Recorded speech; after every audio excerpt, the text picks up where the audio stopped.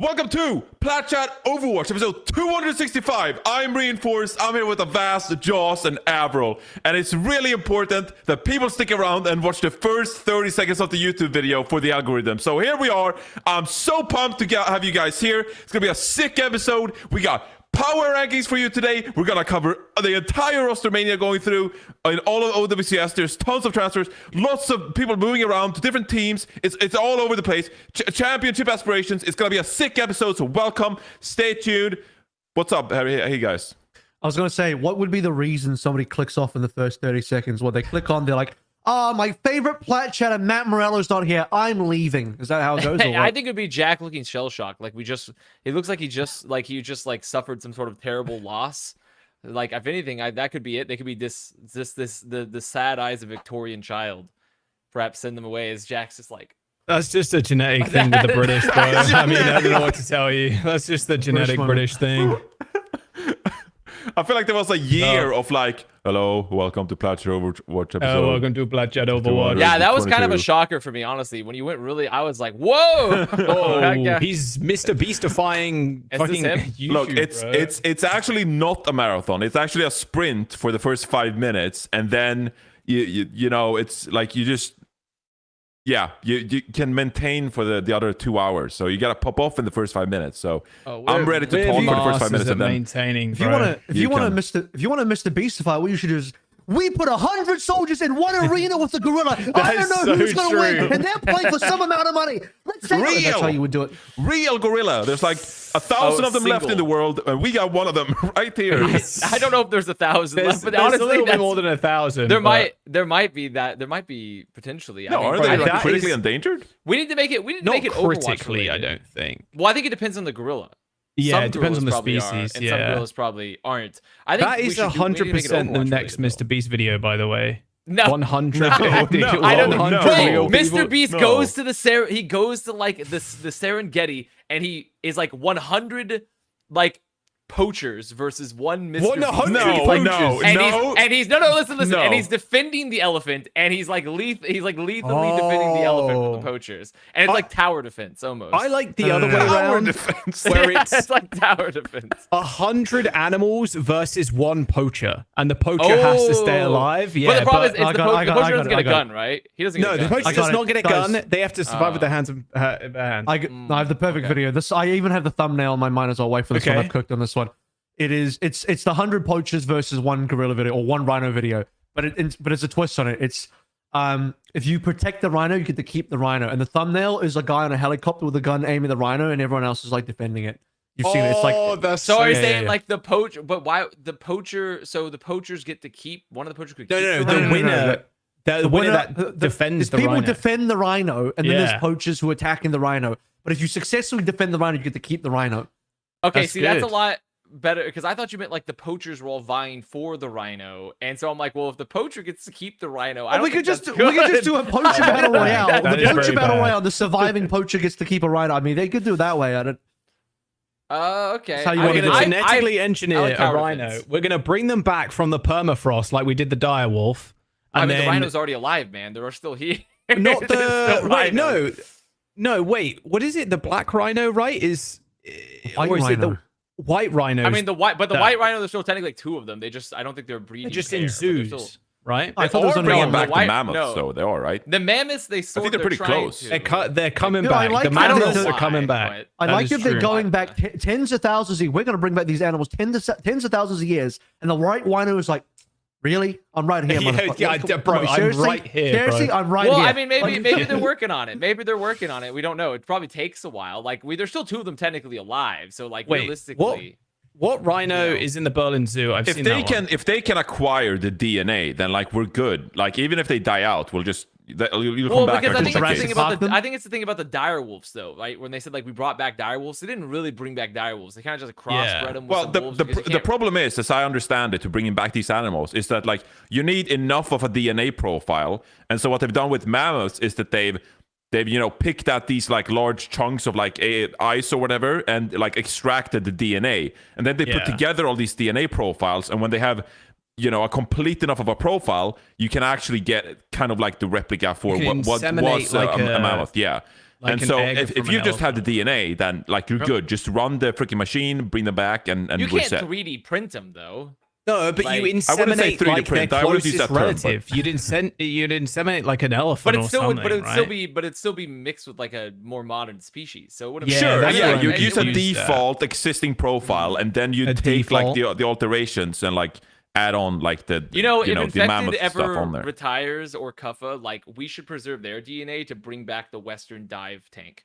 So we should like, and then I don't know exactly what That's we're so gonna true. do. Like 3D print a new Western dive tank player. Oh, we could do that. I think we can do that. You can do that these days. You can print anything, bro. You they're can both print a pretty gun. young, but you never know with esports. Like, so I think The we best should have like part- sort of like a national seed bank, sort of. A you know? national seed.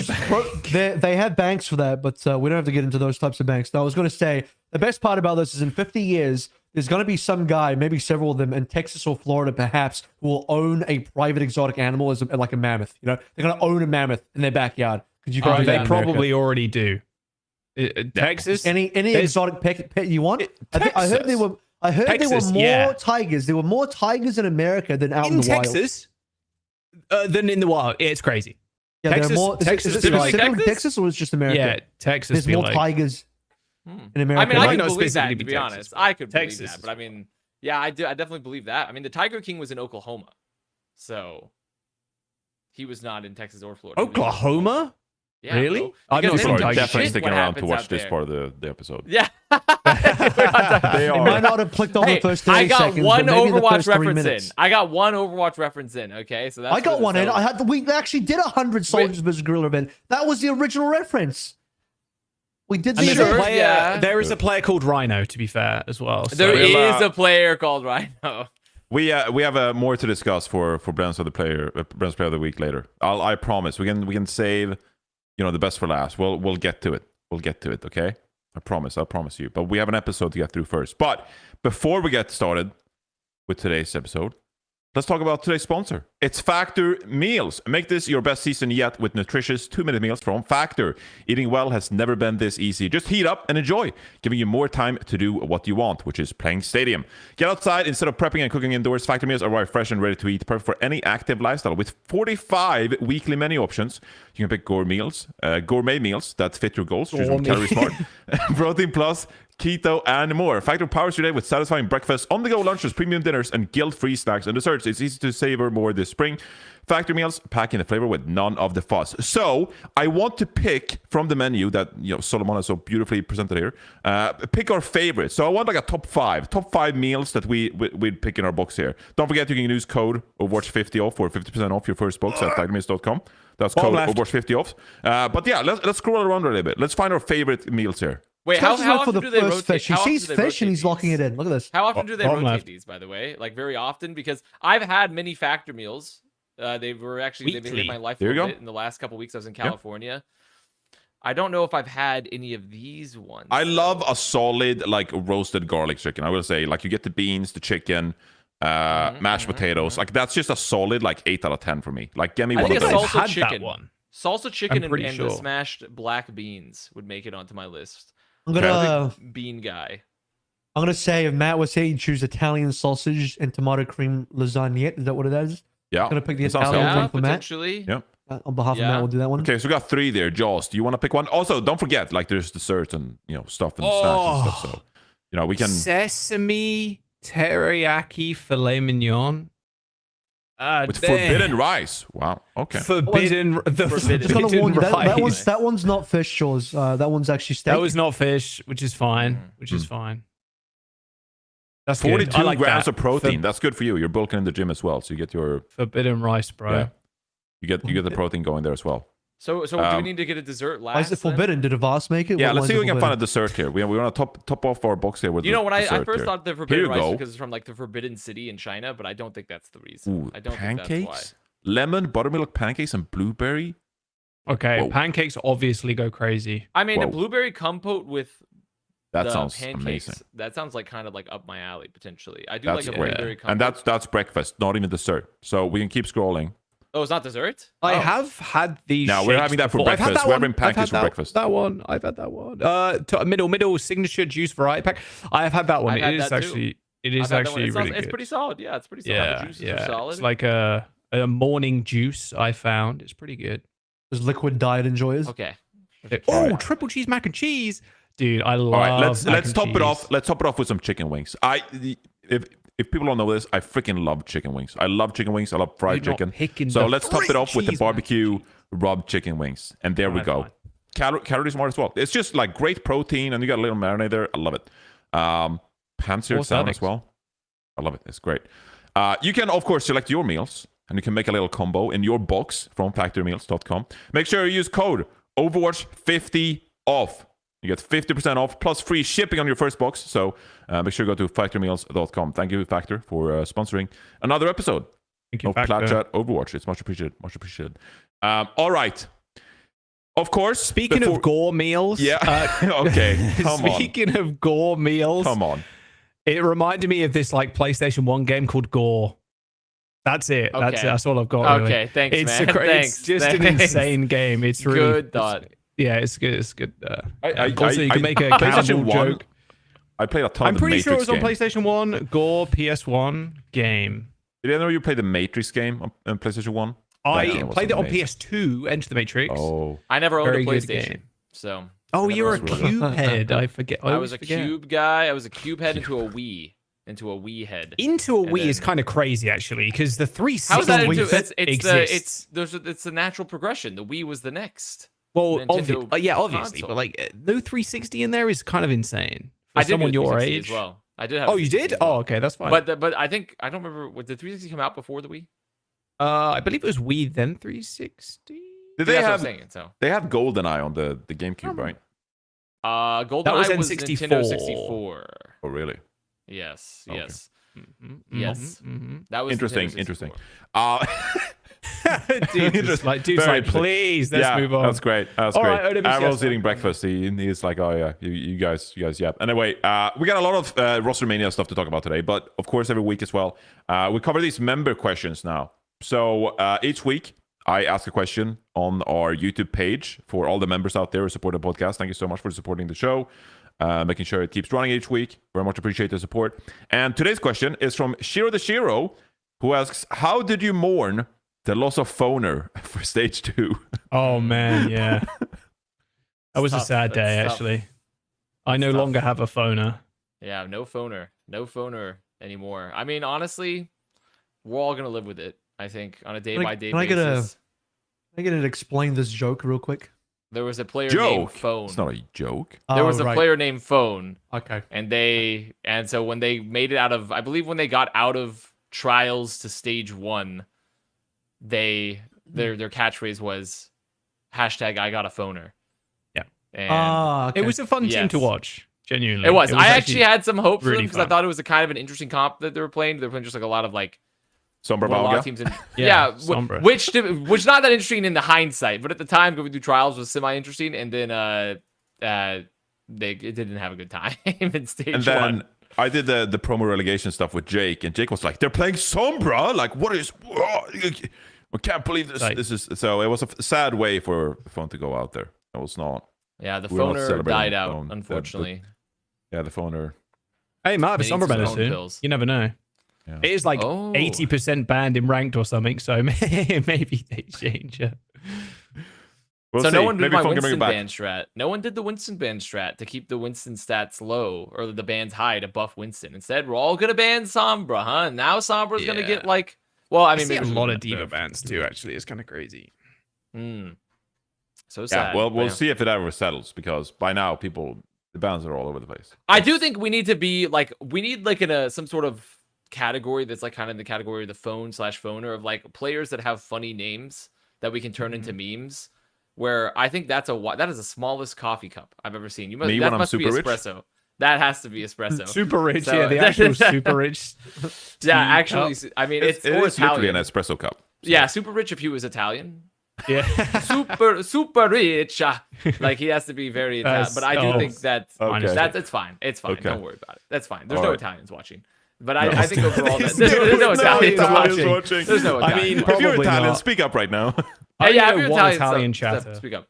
I'm not talking about like yeah. I think there was only like one. Wasn't there only like one really Italian Overwatch player consistently in the history of competitive Overwatch? Really, Oh yeah, I do. It's Dragon some Eddie. people remember Dragon Eddie. Yes. Dragon Eddie. Yes. Yeah. Played for Samsung Morning Stars, I believe. So overall, the point being is we need a funny. I want a tracker of all upcoming funny names like phone. We need a funny Italian. Yeah, we need a funny Italian. We'll let Matt pick then. He can pick the funniest Italian. We said we need Italian. a funnier Italian. We need a funnier Italian than that though. The Italian World Cup I'm teams saying were he can so pick. hype. He can- 2016, he'll be the 2017. judge. Oh, great. So, yeah. That's it. Well, we'll see.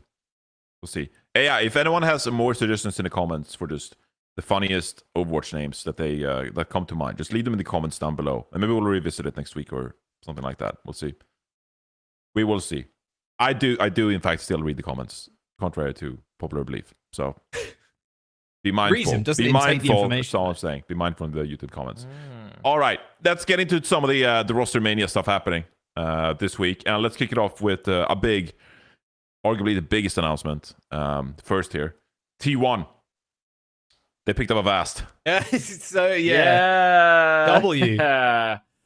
Mind if a white boy speak a little Korean? Yeah. No one's Do you mind? minding at all. I love Please that show photo. By the lots way, of that's from support for Avast. 2022, right? Yes, 2022 that's Dallas. Battle for Texas. Battle for Texas. Battle for with Texas. ZP, with That's where ZP ZP twisted fell his down the ankle. stairs. Yes, that's where he fell down the Yes. stairs. Yep. And now in 2025, it'll be battle for his sleep schedule.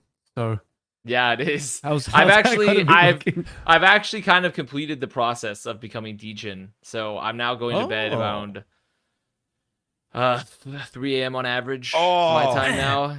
Oh, excruciating. It's completed. It is. I mean, to be fair, it's not. And then the Probably thing not is, that's that not even. bad. That's not even like. That's just to keep me like in the space to where one of the days I do have to do post streams, because I'm gonna be doing it from like probably like 3 to 7 a.m. my time. Oh, So it's gonna be very early, and also their 4th week of games. I haven't even told T1 this yet, but it's not a big deal. But like the 4th week of games, I'm gonna be traveling for a wedding, so I'm gonna be like doing a co-stream in Canada, then go to a wedding that day, then that night co-stream the second game out of like a hotel or an Airbnb. That's gonna go So it's crazy. It's gonna be an interesting time. It's gonna be an interesting time. But yeah, you know, T1. As you know, I have a long relationship. Them and I. He might even pour water in his head again, like that one time. The bit didn't work because when they did the raid, it was supposed to look like I was like really sweaty and upset when they raided for Overwatch Esports. So I was like pouring water on myself.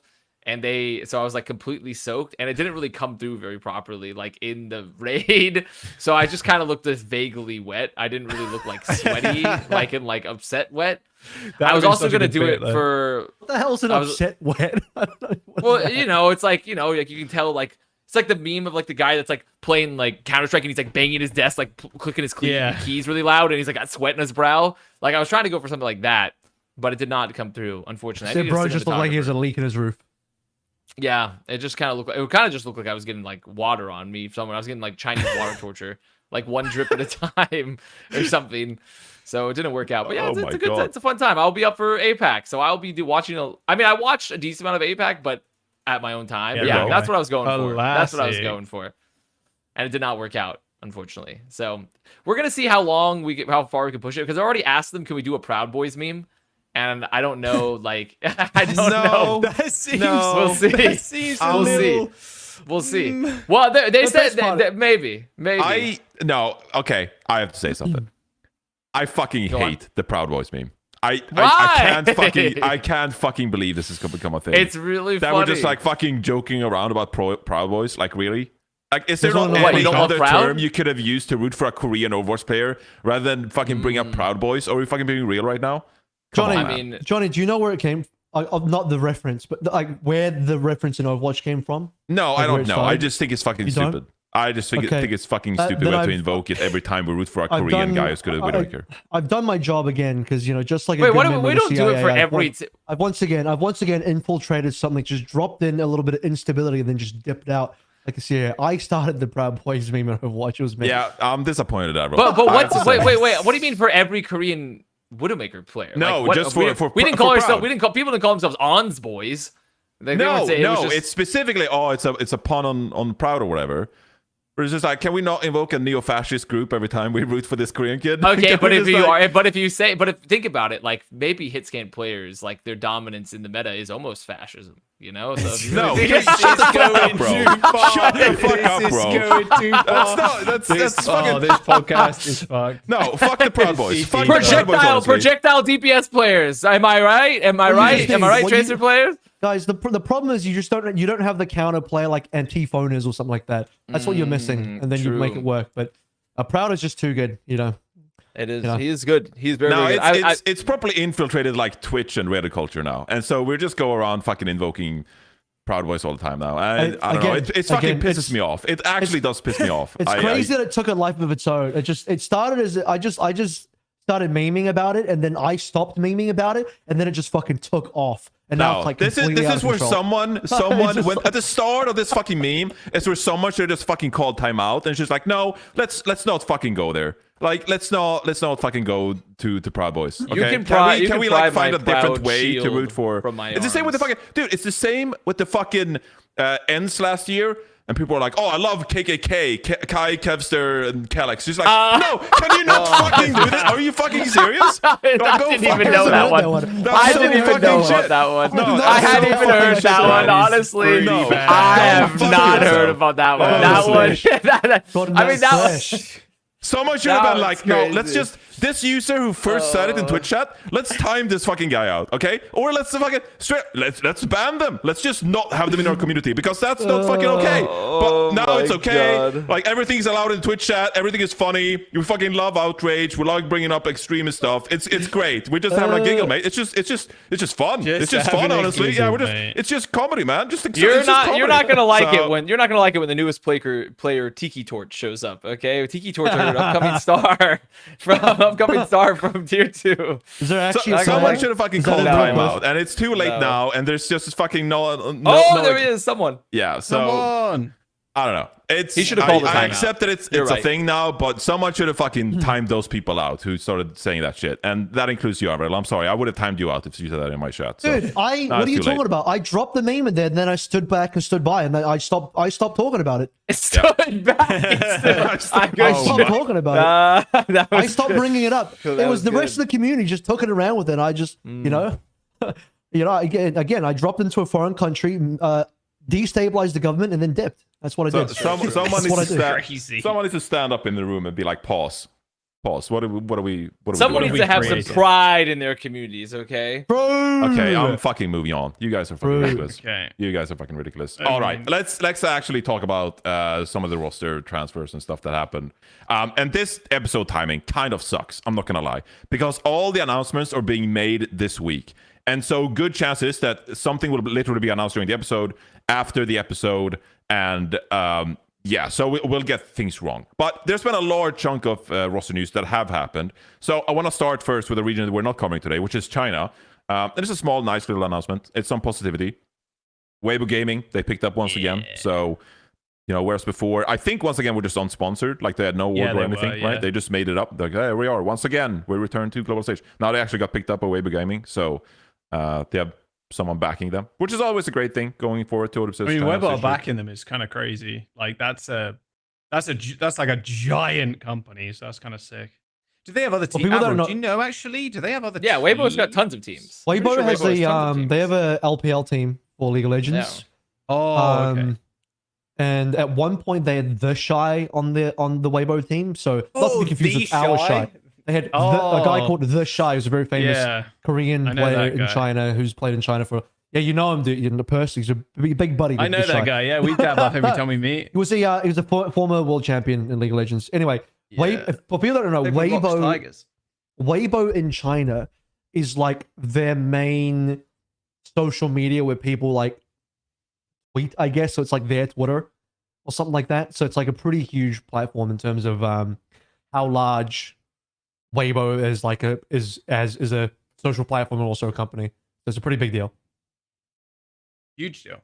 Yeah, it's a huge deal. Happy for them. Obviously, it makes sense. Like if you're a Chinese company, like why wouldn't you want to pick them up? Like they're literally just the best roster. They're gonna be the best roster for the rest of the year. probably next year, as long as they stick around. Yeah. Like, it's gonna be a long time until someone comes like challenges. As long as Mew doesn't change his name again, which he will. Well, I mean, changing the name is just chime on a tradition at this point. So At this I feel point, like it is. Yeah. I think it has to be Farway, weirder if he doesn't change his name. It's got to be Mewtwo next, surely.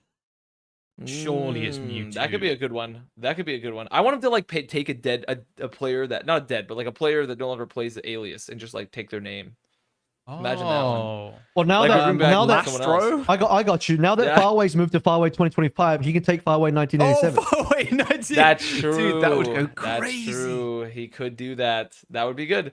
I mean, I don't think there's a chance. Also, just on the topic of China in general, I haven't looked at the newest rosters coming in for stage 2 just yet. But like, I mean, you're on the topic of like this team's gonna be the best team for a while. Like, is there like? I guess they're doing open qualifiers, right? Yeah, they're starting So- later. That's why we're not bringing them up today. So, but I don't even know. I can't even think of like a team like off the top of my head, like based that is even I'm close to them, right? Like they're just gonna be the default #1 team in China for. It'll be Rock. It'll be Rock for a little bit. Will be the second best team. Maybe Rock, yeah. Are they sticking around the same as before? The same roster? Oh, they added Spectra, right? They added. Yes, Spectra. Yeah, because Choi left, Yes. or Yeah. I can't remember where Choi went. And they added Honestly, Jin no, as he's well. still there. Looking Like kinda Choi's still good, there. man. I don't. Choi's still I on mean, it. Spectra still and there. Jinmu. well, you I couldn't thought have Spectra- 3 Koreans, could you? So. I thought Spectra replaced Choi because you're gonna have 2 Koreans. That's what I Oh, understood. Yeah, so during this episode as well, I think we'll see that even on some of the EMEA and NA teams, Wait, the rosters Go are not back fully to updated. stuff. So there will be a question of like, who are they? Coin trees on there, bro. Of course. No Hill is coaching. persists. There we go. as No well. Hill, Coin tree, and Kariv. Yeah. And Youngjin. Damn. But yeah, they're probably probably cutting one of those, right? So So see you. probably right.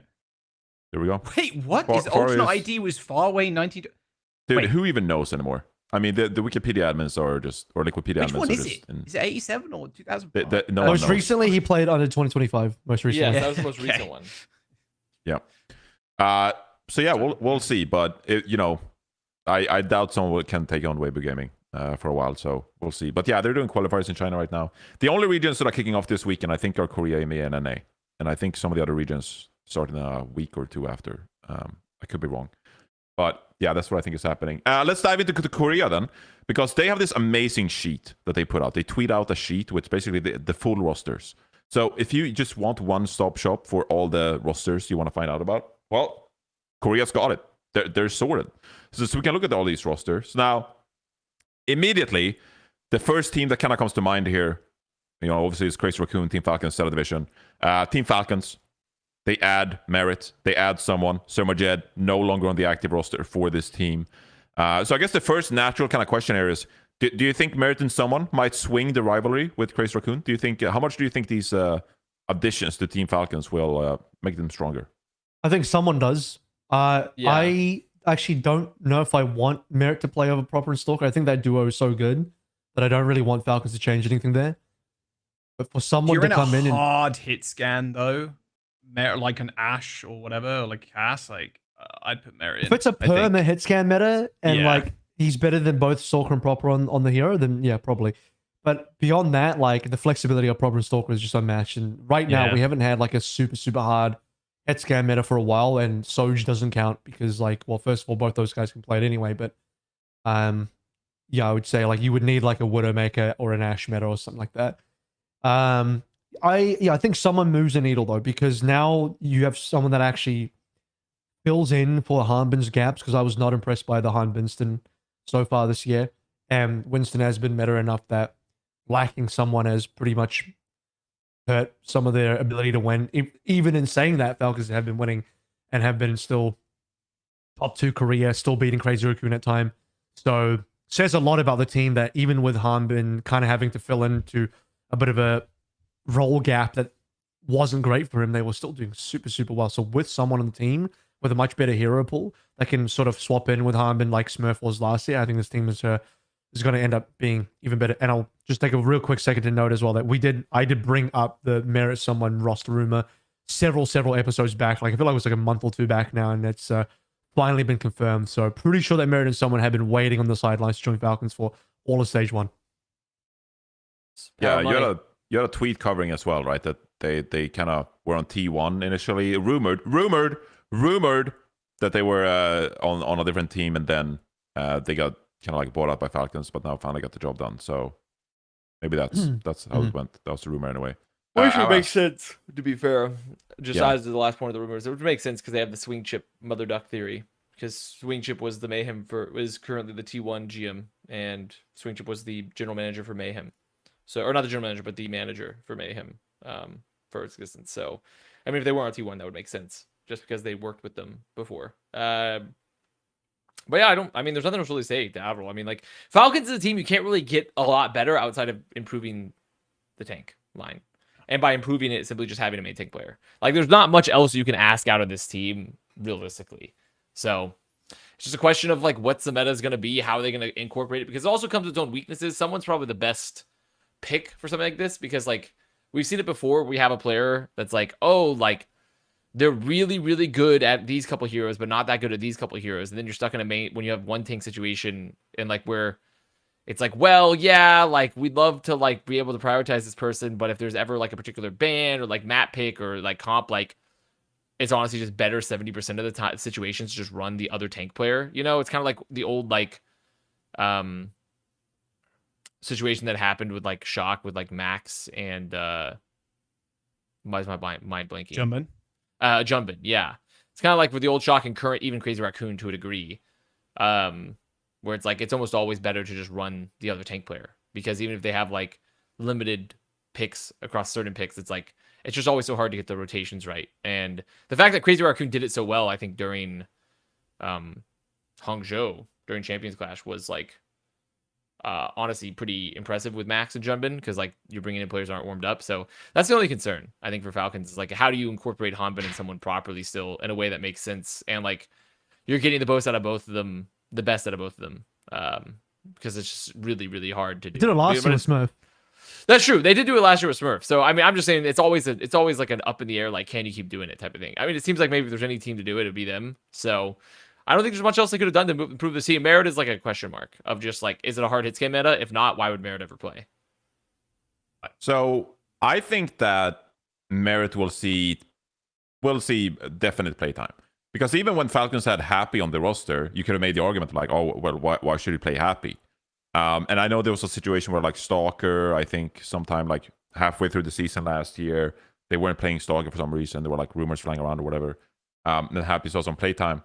But, you know, if they even gave Happy some playtime with Proper and Stalker, then I have no doubt in my mind that they will give Merit some playtime. Like, they will slot in Merit and say, like, hey, we need a hit scan player on this map. We don't see a scenario in which we need Merit to flex over to anything like a Tracer or, you know, what have you, any other hero.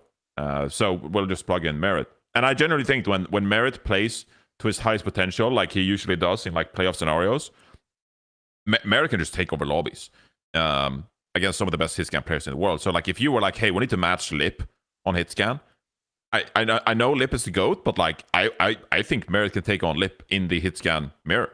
I think Merit is that good when Merit plays at the best. Now, sometimes Merit doesn't live up to that. We've seen time and time again last year, for example, Toronto Defiant. They had a few matchups where we were like, where is Merit? Like, Merit's not really showing up. They'd stumble a little bit.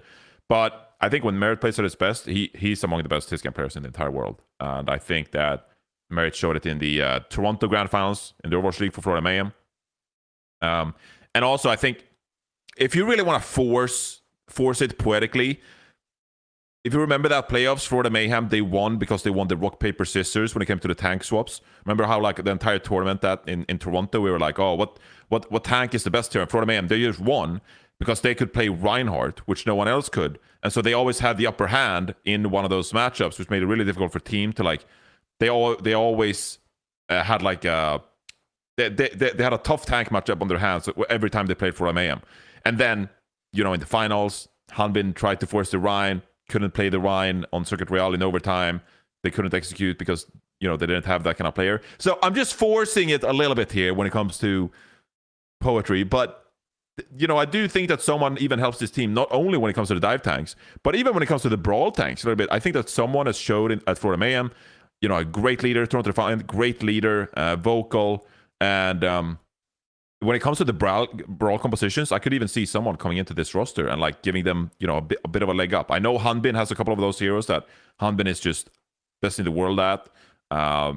So I no doubt we'll see Hanbin on some of those heroes as well. But like if you need to play like a Ramatra or something, like, you know, someone could be in there playing Ramatra, for example. That's something that Rostermania really excelled at in 2023, remember? So I think someone adds quite a lot to this kind of tank lineup you have here now on Team Falcons. And I think Merit, when Merit plays his best, can take it to lip in that mirror. So I think this is just pure great for Falcons. Like there's no downside. You just picked up 2 amazing players that can help this rivalry with Crazy Raccoon. Now, depends to see what the meta is going to be as we get closer to the mid-season championship.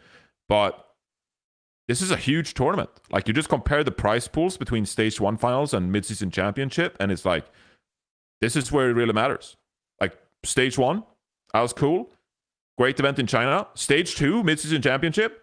This prize pool is massive, and this is when you need to be at your A game. And I think these 2 additions, they could make a difference for Falcons when they've struggled to beat Crazy Raccoon in anything other than Maugamera for some time here. So I'm looking forward to see what they can do. Now, let's head over to the next team because we have a lot of teams to cover here. ZETA Division, they add Farmer to their lineup. And also, Alpha E transitions to main support, away from the damage role. I can tell you that the Falcons pickup for Merit and someone not only improved their team, but majorly fucked over ZETA Division.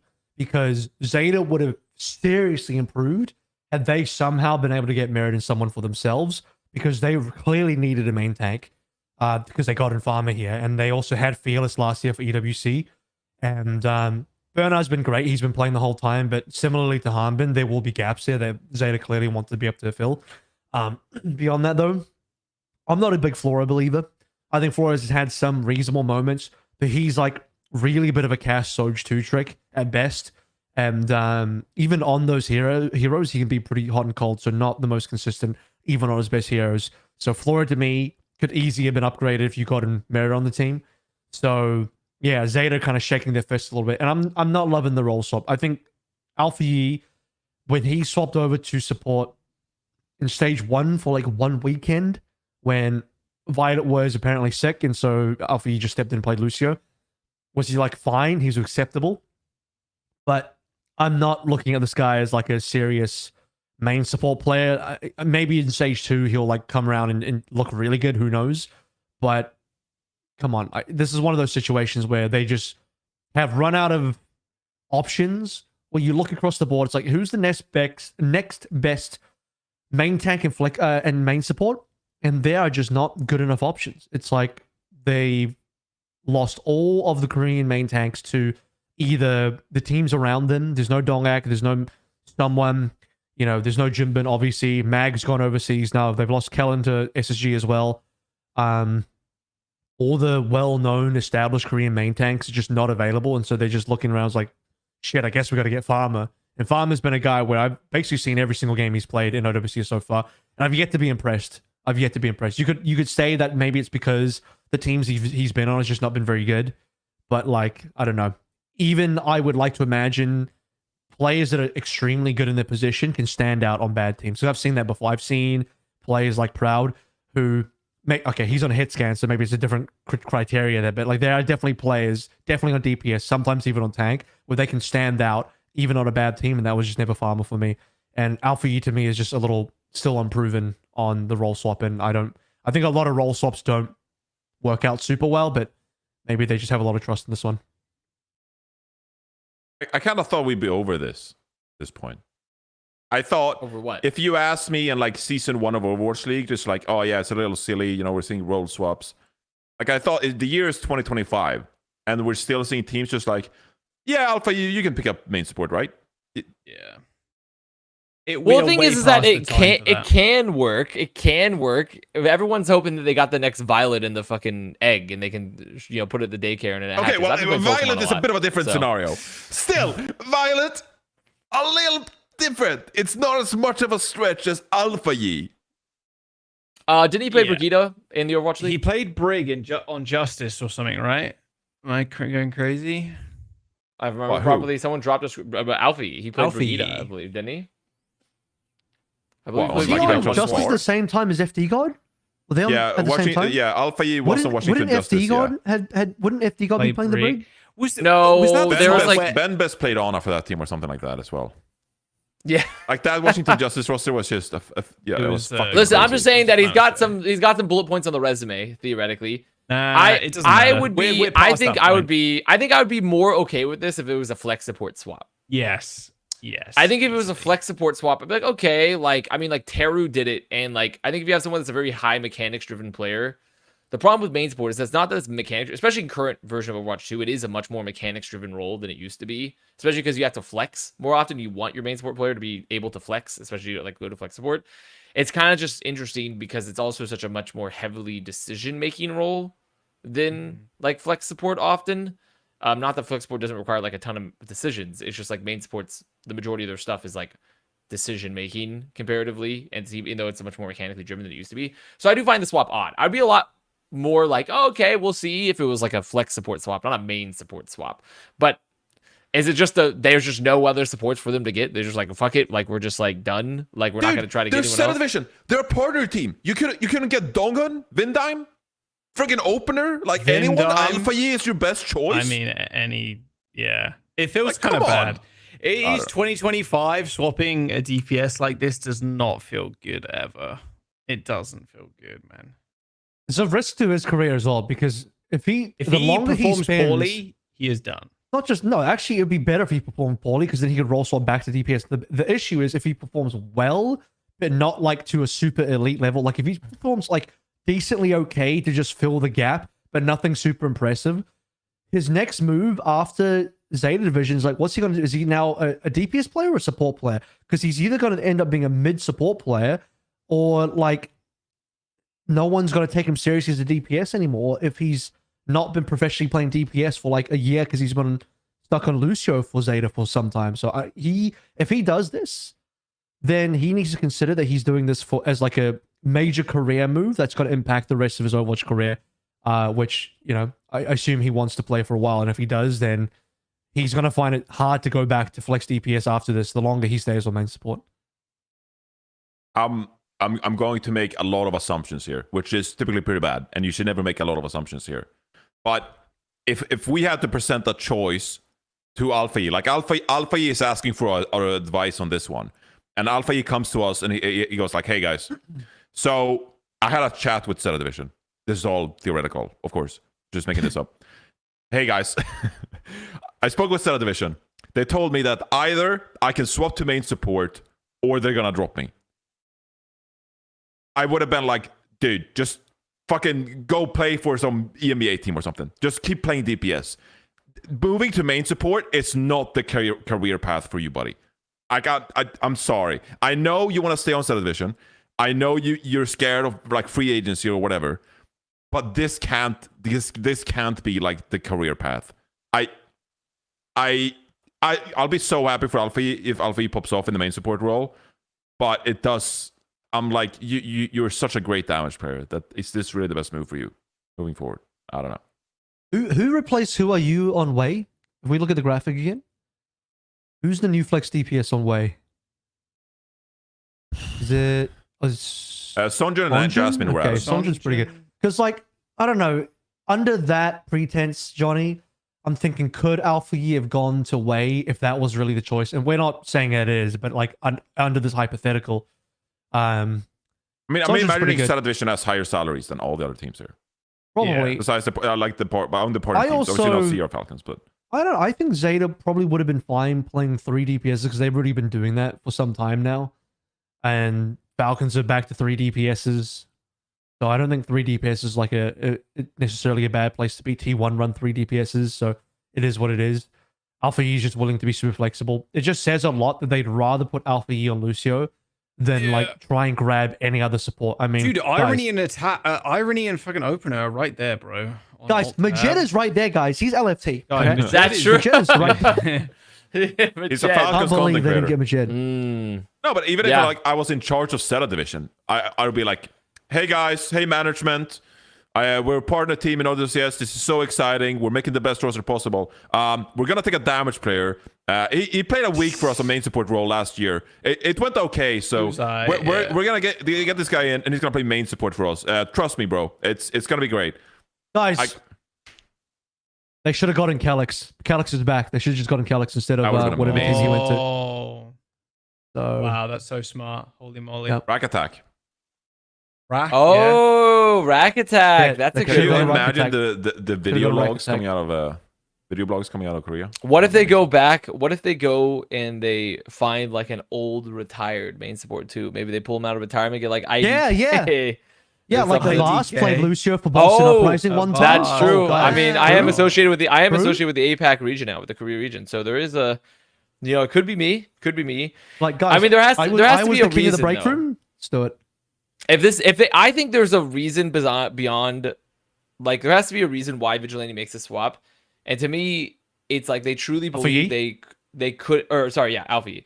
There has to be a real reason why they made the swap typically, because typically when teams do this, it's because A, they don't think they can get players from out of contract, and they don't want to pay the money to, or B, they truly believe that this player and what they bring to the team is like actually worth the swap. Yeah. So it's one of those two situations. Like they either don't think it's worth it, or they can't break contracts for players, and they don't find that there's any that fit the team, or like they truly believe that Alpha E making the swap is for the best move for the roster. So I just don't know where they stand on that. Which side do they fall on that fence is the question, and I guess we'll learn. When it starts a bit, I guess we'll start to learn. Because I have a hard time believing. Because also, Alfie has been historically, like you talked about, like this guy's been fucking good in his career. It's sick, yeah. Historically, like a very, very good player. So this is a huge move, because I would be less upset if it was like, oh, like imagine if they like put Farmer, like obviously, like it's like Yeah. it's like they, it's just players that have like talent in their role making these swaps is always a hard call. Because they've had so much historical success. Like there are points where Alpha E has seemed like at the tier 1 level has been like, within like the upper echelons of like DPS players in general, Yeah. and it's remained like relatively consistent. So it is like a very big Just move this here. year. God damn. Is Toby still in the military? Can we pull Toby out? Is he done with That is military? so old. Dude, Toby would be sick, but also the problem is Toby. Yeah, became he had a that coach, stint though, on right? Philadelphia Fusion. Remember that? Yeah, but Toby, He but was he only didn't they only do that? It was Seoul. an emergency. Wasn't it only an emergency thing for that? Like he was That was coaching 2021, Seoul. right? Yeah, but like I'm saying, like Yeah, he wasn't the coached Seoul. fusion thing kind of like an emergency thing, and then he just became a coach? So Sure. like I thought it was After like, done, that, so. yeah, he went to coach Seoul Dynasty in 2022, and then he Yeah. won stage 1 straight away, which was pretty hype at the time. Yeah. And then I don't know. I guess he went military. Yeah, he's been out of the game, so no, Toby is not a serious consideration. I know Yu Jae-hong just came back, but guys, we need to chill out a little bit. Come on, Yeah. man. Old Ocean are gonna win this. Come on now. We'll get to Old Ocean. Let's bring up the graphic again. AVRL, with the additions of Jasmine and Sojourn, do you think Wei can kind of continue being this middle of the pack team? Pepe was better, man. I don't know what happened with this team. Like Pepe is now on 99 Pacific Divine, team, I right? believe. Yeah. And it's just like saw for that today. Pepe, I like 99 Divine, but that's a downgrade for Pepe, big time. So I don't know what happened here. Did he have a falling out with Wei and they just decided to go their separate ways? Because that was not meant to be a pun, but Pepe this is a downgrade. I'd rather Pepe on this team for real. Sonjin is really good. I got a lot of respect for this Sonjin player. is sick. He's really proven over time that he's actually quite damn good, and he's super flexible as well. Is he going to have the Giga carry potential that Who Are You had on specifically Genji? Maybe not, but maybe on some of the other roles that he can round out. His big strength is he's going to be way more flexible than Who Are You. But Who Are You had that aura buff, man. He had that 2-ring aura buff, which is so big.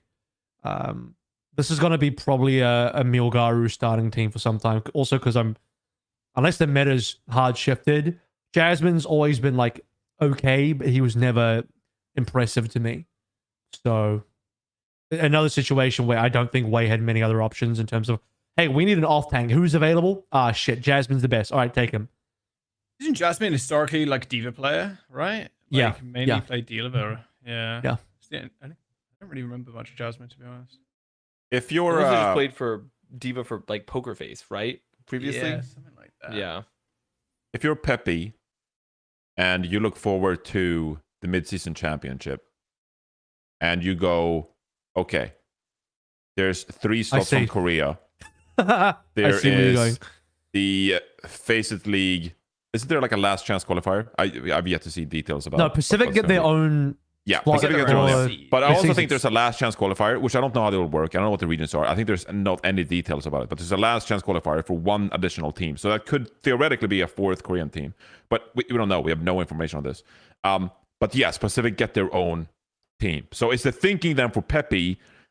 Okay, I don't believe Wake can out qualify Falcons, Crazy Raccoons, Zeta Division, or you know what? Insert whatever 3rd team, T1, T1 probably.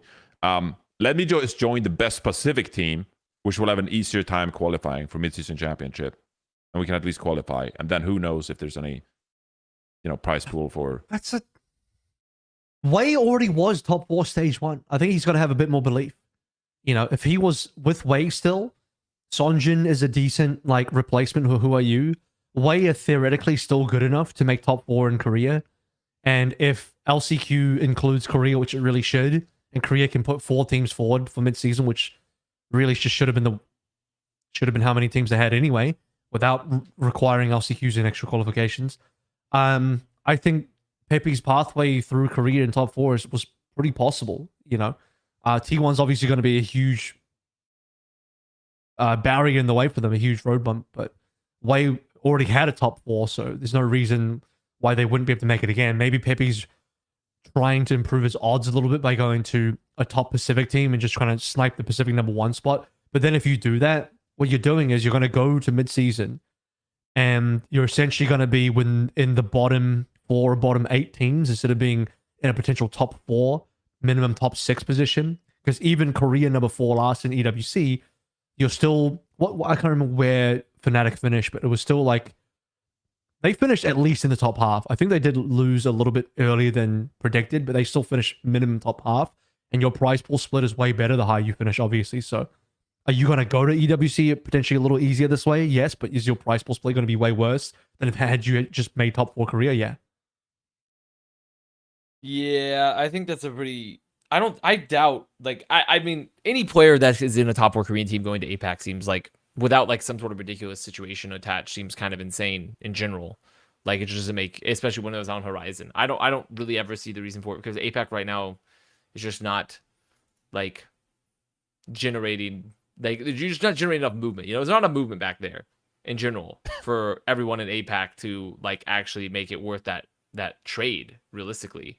So I don't really know what the potential thought process might be for that, but unless maybe they just had a lot more money than I thought. Does 99 Divine even have? Is this an actual org? I don't know much about 99 Divine, to be honest. So I mean, it's a Pacific team, bro. The Pacific teams have been active on the Twitter feed, just like everyone gets prize pool increases, but us. It's not been a great time for the Pacific I mean, team, so overall it doesn't make it sense. No, and they're definitely I wouldn't not. say Divine So have who big knows? money compared to the partner teams and the Japanese orgs. And no. Who knows? Who knows why? I mean, the only potential explanation is maybe the EWC such. Maybe the EWC stuff. That's why I'm saying something could have happened on the team and they had a falling out and they split paths. Because it doesn't make sense to me for Pepe to dip and be like, you know what? I'm taking my talents to Pacific. It's that just doesn't seem realistic. Yeah. All right. Moving on then. Next team here. A team that's been generating a lot of hype. It's T1. And I'm going to be honest. They have been generating a lot of hype. They have been, yes, Avast is on the They have been doing that. He's on the team. But I just feel like when I've been scrolling social media, when I've been around on, Reddit and all these other places, you get a finger on the pulse a little bit. A lot of people seem to think, or they're generating the possibility that T1 could play spoiler and become part of the Falcons Crazy Raccoon tier here, become part of a top 3 and replace ZETA Division in that regard. Is it warranted? Does T1 have a chance against some of these best teams in the region? Could they possibly stack up against Falcons and Crazy Raccoon? Freaky, bro. ZETA downgraded. Yeah, I mean, Zeta Zeta got so... worse and T1 got better. But could they realistically compete with Falcons? With Falcons, Crazy Raccoon? No.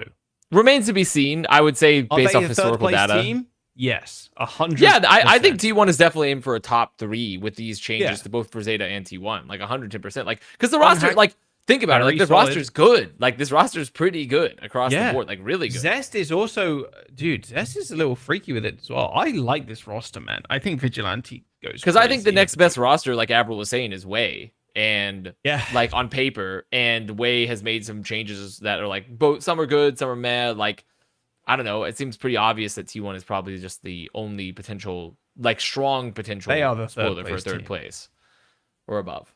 Or above. T1 fighting.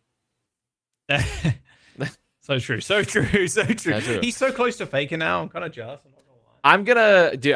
I can't wait to do my content piece with Faker. It's gonna be really big. I'm gonna do my content piece with him. I saw Cadril got picked up for Red Bull Esports, and Faker was like, "Cadril, welcome." I was like, "Oh my god, this is crazy."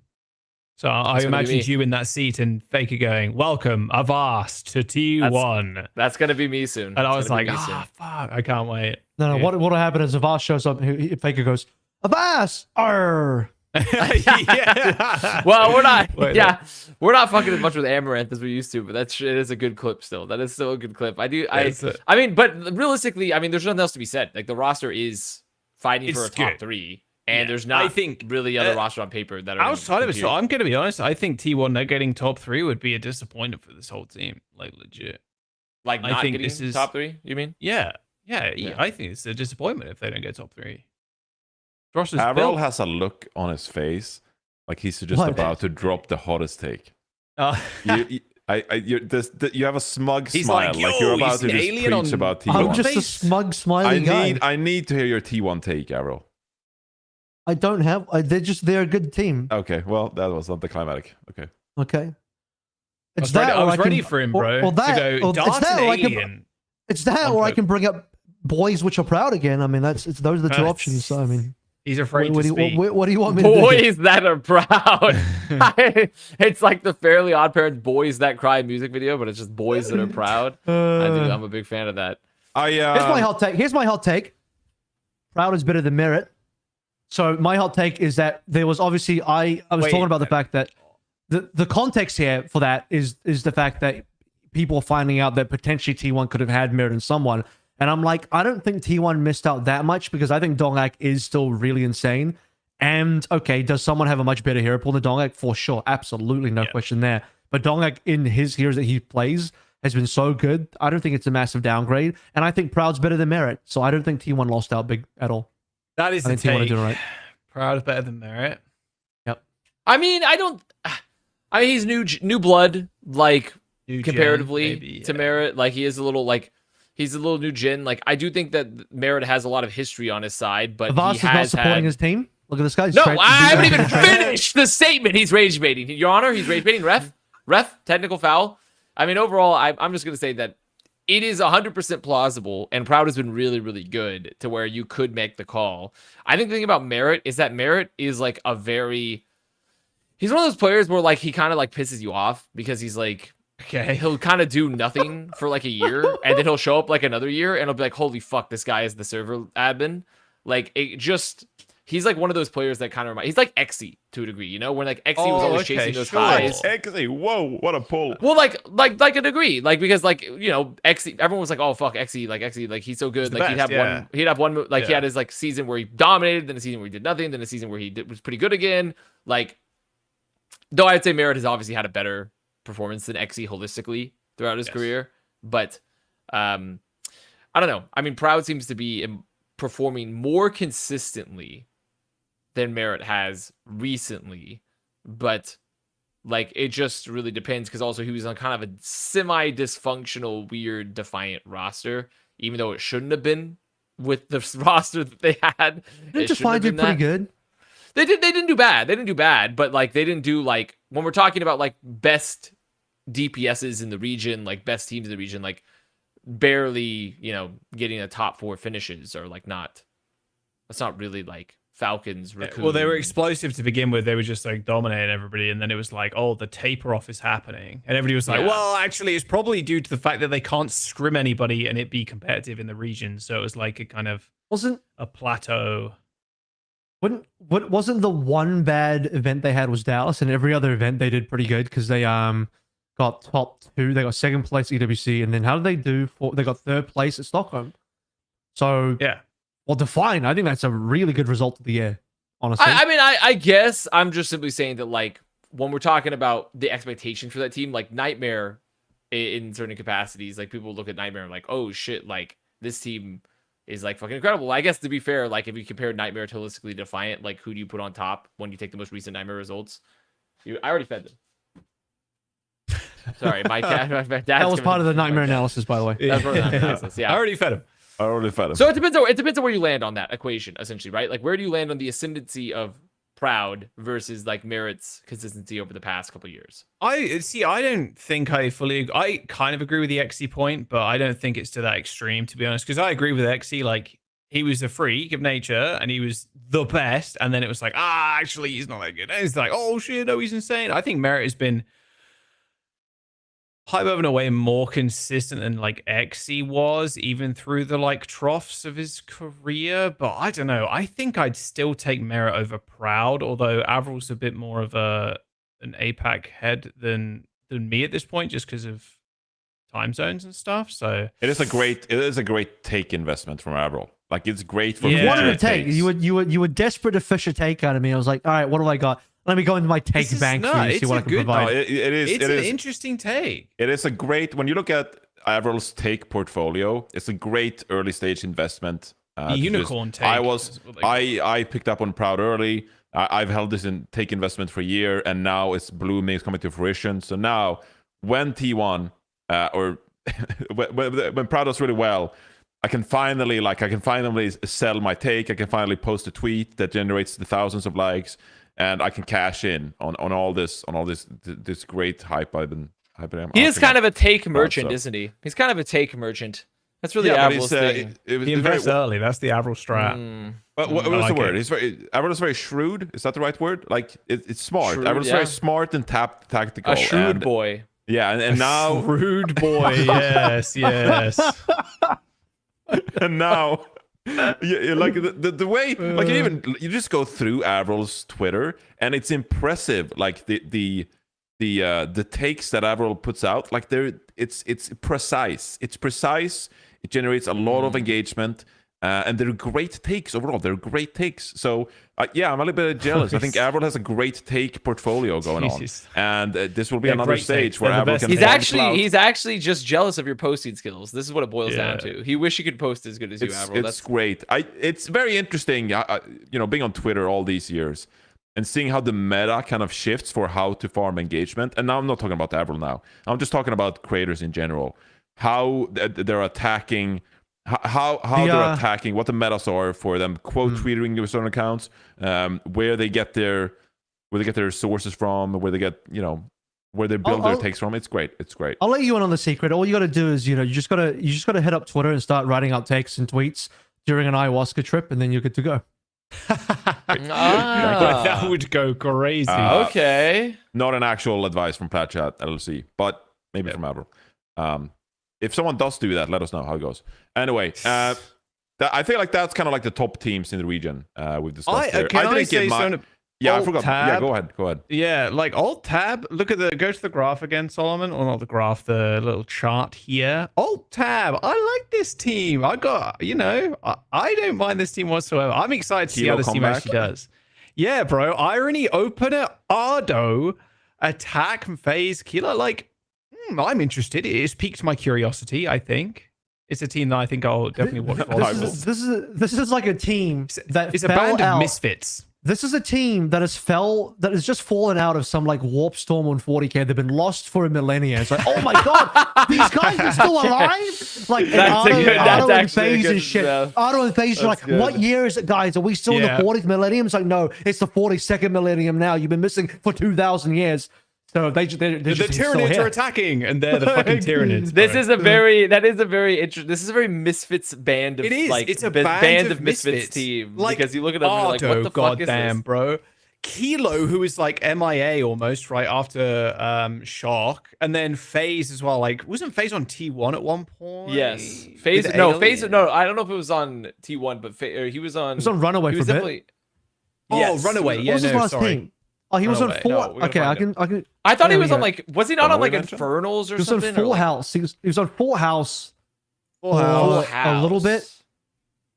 Yeah, he played with Oh, Full he was House on. for a Oh, little he was bit. on. He was on O2 a while ago. A And long. O2 time a ago. long ass time ago. Yeah. Ah, O2. Yeah. Okay, yeah, that's dude. I like I said, it's piqued my interest. A little band of misfits that have appeared out of the warp gate, and it's like, holy shit, we're still here, bro. Irony open up. I mean, come on. I mean, this could be. I quite mean this in the interesting. nicest way possible, but I kind of view it as like a fridge cleaning team. Like I'm just like, fridge okay, what are we cooking tonight? What are we cooking tonight? And we're You like, got the we've leftovers, is what you're saying? used like we've used the best ingredients from our shopping trip. Like the salmon is gone. The Vigilante's steak is gone. Sonja is gone. We're running low on a couple of things, but like, what do you have? Okay, it's like 5 p.m. You still have the eggs. You have a bell pepper, lying Bro's around got somewhere. half a chicken strip. You a still can of have some mustard. cheese remaining, some like shredded cheese. So you can top it off, and you're like, okay, let's make an omelet. Like, let's make a great little omelet here. Nothing wrong with this. It's a nice little dinner meal. Like, so I feel like this is just. You look at the top teams, and you're like, okay, what do we got? What do we got left in the fridge? And you come together with alt tab, and there you go. It's a solid team. Yeah, that's good. hey. Like You know I what said, this is? band of misfits This showing team, up. This team is like the ending of Return of the King, where Aragon he wants to get the Ghost Army, but it's actually these Careful. 7 guys, and then just after they're done defeating Mordor, they can finally rest. They can put their souls to rest. So they have No. So, but what is it? But how they're are they not that defeating good. in this situation? they They'd be defeating, winning. bro? They would be winning. The best case scenario is that they're playing for like maybe a 4th place versus like Way Poker Face. Yeah. Eventually.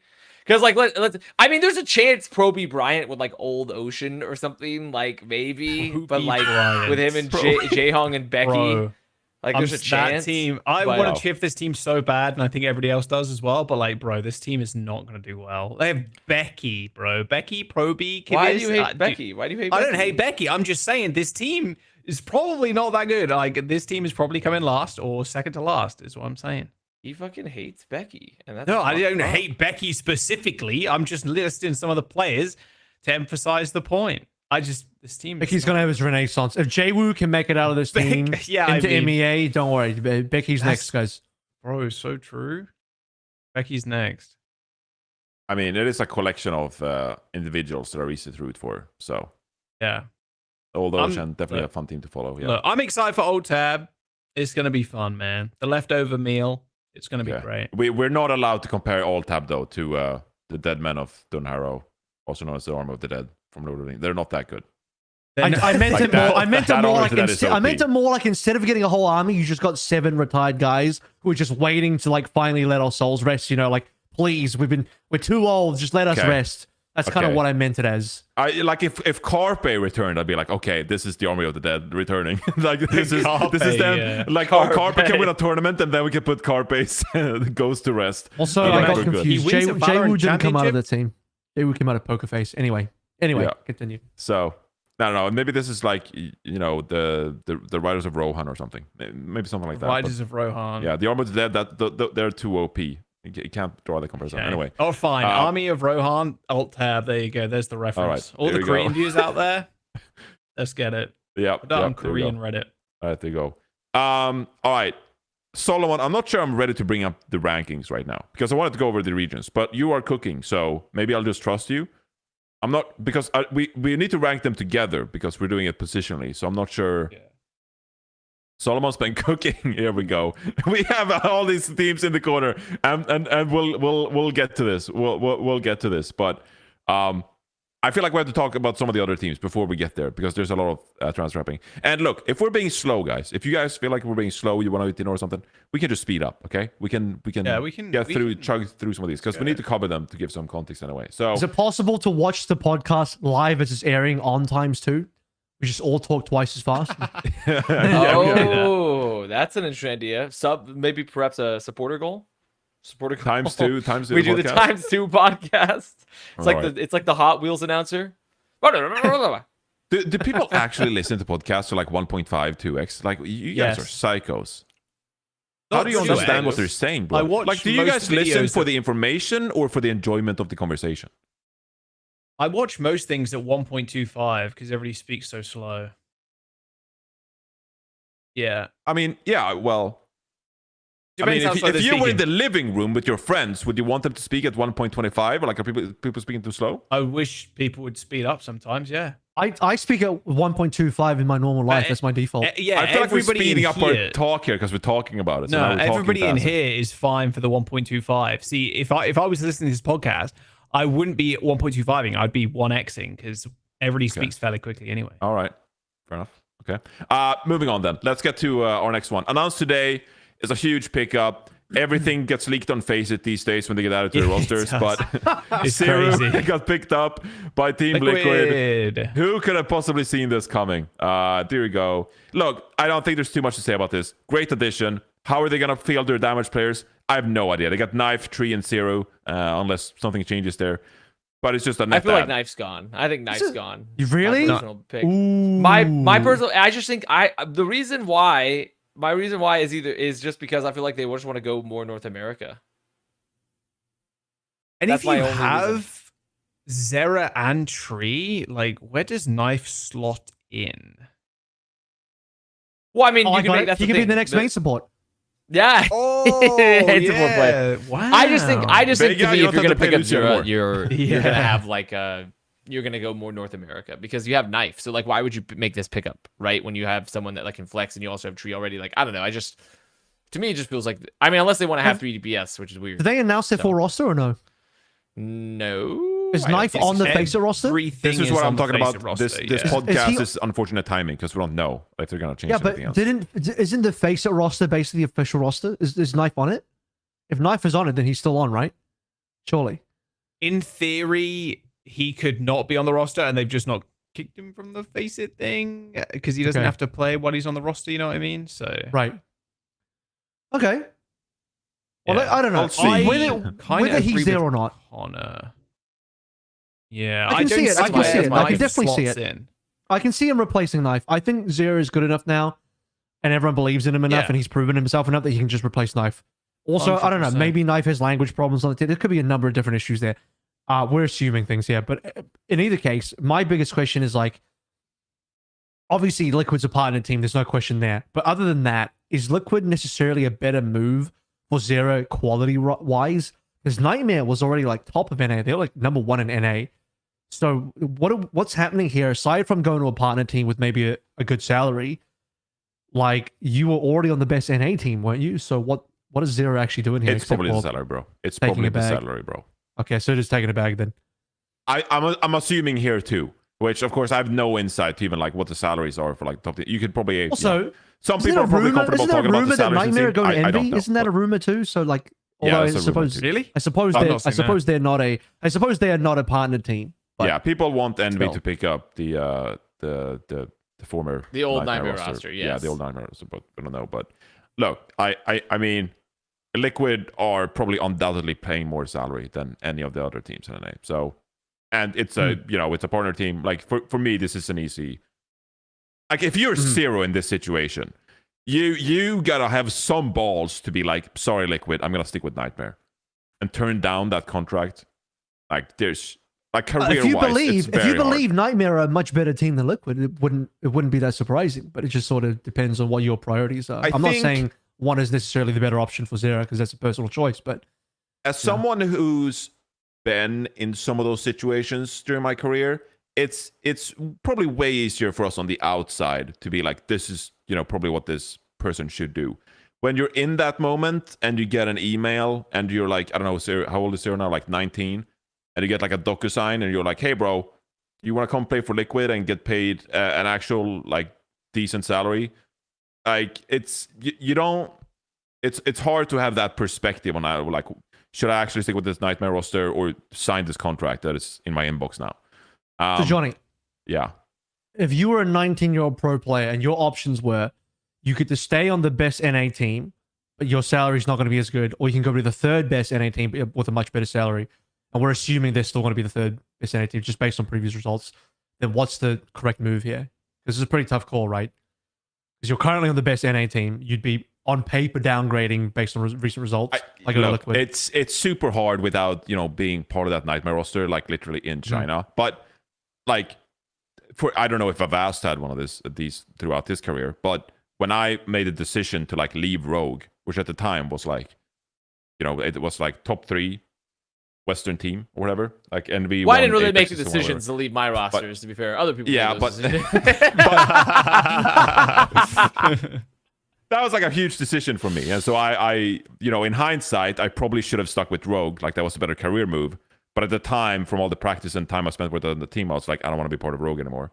So that's like my sliding door moment. Like that's my big career path decision, right? And it was very hard for me in the moment to be like, hey, dude, you're actually on one of the best teams in the world. Like maybe you should just stick with this fucking team and like go take a vacation, go touch some grass for a week. Different circumstances, but the point is that like I think if you're Zeruhh in this situation, it's making that decision. Like you don't really have the same perspective as us would do, maybe considering we have the experience as well from being in the scene for so long. So I think it's a really tough choice for Zeruhh to make. Yes, Nightmare had a great success in China, but when that DocuSign hits the email, bro, like you're like, fucking let's go, I get to join Liquid. So I don't know. Maybe Zeruhh is just like really smart as well. Like maybe I suck and Zeruhh is just like big brain, just like trust me, bro. Who's replacing him on Nightmare? Who's his replacement? Do we know? I don't think they've announced that yet. I don't think they've announced that. It's gonna be hard to replace him, dude. There's not a lot of solid players there. Not the same caliber as him. They should have. They should have signed to Envy and then just stole Alpha Yi. Oh, what's Imagine that? Oh shit. Do they still have like Vision and Lethal on that roster or something? But obviously they kind of miss like a Zeruhh like player on that team. So yeah, I mean, I don't think anybody's replacing Zeruhh in NA at all. It's like it'd be like if Ultimates lost Kevster, it's like shit, who do you get? It's like really, really hard. So yeah. It's a tough one. Wait. Okay, I mean we're gonna just we'll discuss the Ultimates and stuff in a minute. Yeah, we'll let's go through NA. We'll get to NA. Yeah, so don't speak. Look at the final thing we had on NA. Actually, I don't think there's a couple interesting things happening in NA, I suppose, but the big one is Nightmare. They picked up a new team, so Nightmare they didn't re-sign the roster from China, but instead they picked up a fresh roster, which is Painkiller, Chronic, Rhino, Lucamino, Lep. So it's still like a really solid, middle of the pack. Kind of like roster in North America, right? So Nightmare, they're running it back. Can they upset some of these top teams again, right? Like there's some great individual skill on this roster. Were these guys already a team? Like like this roster looks super familiar to me. Was this already a team in NA? I'm pretty sure it was. I'm pretty sure it was. Did Nightmare build a new team, or did they just pick up an existing team? Collegiate, right? It might. Oh yeah, this could have been a collegiate squad. Let's see. Is this just Timeless? No. Didn't a lot of these people? I mean, because a lot of these people were definitely Timeless, right? Timeless. Chopper, Rocket. Yeah. But like that's Chopper's their. not here. So this is stage 1, but Rocket was. So I think this might have been just a change. Maybe made a couple changes because this roster. There's a few people from Rad, and then Rocket's in there as well. Yeah, I think it's just a combination. So it's like Timeless Rad combo. Oh, it might be Northwood University potentially. Let's see. But the thing is, even Northwood, it's a little because Northwood it's Rocket, Lep, CJ, Boat, Haven, Cowman. So I mean, like it's not even. Yeah, there's not even. It's not even the same roster. So I think it's just a mix of a couple different rosters potentially, of mostly Rad and Timeless. Yeah, but I think it's an exciting kind of like roster nonetheless. I think these are all established tier 1 North American players. Like they usually hover around Citrus Nation as well. Yeah, they hover around some of these rosters, right? So yeah, I'm excited to see how they do. Best of luck to Nightmare. I mean, Timeless obviously is not exactly Timeless, but Timeless and Rad, in particular, Timeless was pretty good stage 1. Like they weren't bad. Yeah. So I feel like for Nightmare, like this is just like. They've said it multiple times now. It's like, yeah, they just don't have. I think they just don't have the capital to like hold on to big rosters, So like it's always going to be easier for them to like let contract expire or sell. So I think, when you look at a roster like this, and it's just the issue, it's not even just solely within Nightmare's fault, but like, there's a couple people that have a lot of money and consistent business, and then everyone else is kind of just playing feeder for them to a degree. Yeah. And so that's what this roster is going to be. Trees on the roster. Say no more. Say no more. You're a Cointree's biggest fan. Dude, good. He's everywhere, man. It's guy's like the Illuminati behind the scenes. He's the puppet master. Dude, that's what we were saying before, bro. He's the puppet master. He's like a big agent in the NBA who's just like, hey, I got like 12 players, like if you need a player, like I'll ship him there. Yeah, and I then, got like, you, bro. I got you. Between all the regions, just like, oh, we'll send this guy to China, this guy. Hey, I got a great spot for you in Korea. Exactly. Let's go. Oh, Nightmare, they're putting together a roster. I got a great deal for you, buddy. Come here. I got a great deal. Yeah, let's join Nightmare. Cointree's on top of everything. No, the roster's actually pretty good. Exciting. Yeah. I mean, it's fighting for like a top, like what would you say? Like, it's definitely fighting for a top four slot. Yeah. If you can be fourth after SSG, Liquid, and hell, even you can be top 3. That'd be sick. This as well would be a really good strength test for Rhino as well, because Rhino is like seen as like the next up and coming like beast tank player, right? Like the really young kid. So I'm curious of how far they get with him. I mean, obviously he's not like 14 anymore when people were like shouting him out and shit like that, but like he could potentially show up big time here. I'm actually really excited to see Rhino. I think he kind of stopped after like 2022 or something. He kind of stopped competing in like OWCS. It was contender stuff, and then obviously he's in university now, but he's done like fully collegiate stuff. So this is his first time playing like in the big semi-big leagues. Big leagues since, I'm like, actually hyped for him because Painkiller's obviously been around. We saw a lot of Painkiller Malga like way back, and like Rhino could be a big breath of fresh air as well. I'm actually kind of you're old when you go and check. It's like, is Rhino still 14? And no, bro's 19. I was like, oh, bro's shit, 19 5 in years. University. 5 years have gone by. God damn. Holy. Who was the player that like Seagull played with in ranked like forever ago? Bro, what? Never mind. Someone in chat will Next know. question. Someone in chat. I don't. I need a lifeline. 50-50. Call Basically, it. Seagull played like in a top 500 lobby or something like forever ago, and there was this kid who was just like super talented at Overwatch, and people were like, oh, this kid's gonna be amazing. North America or EU?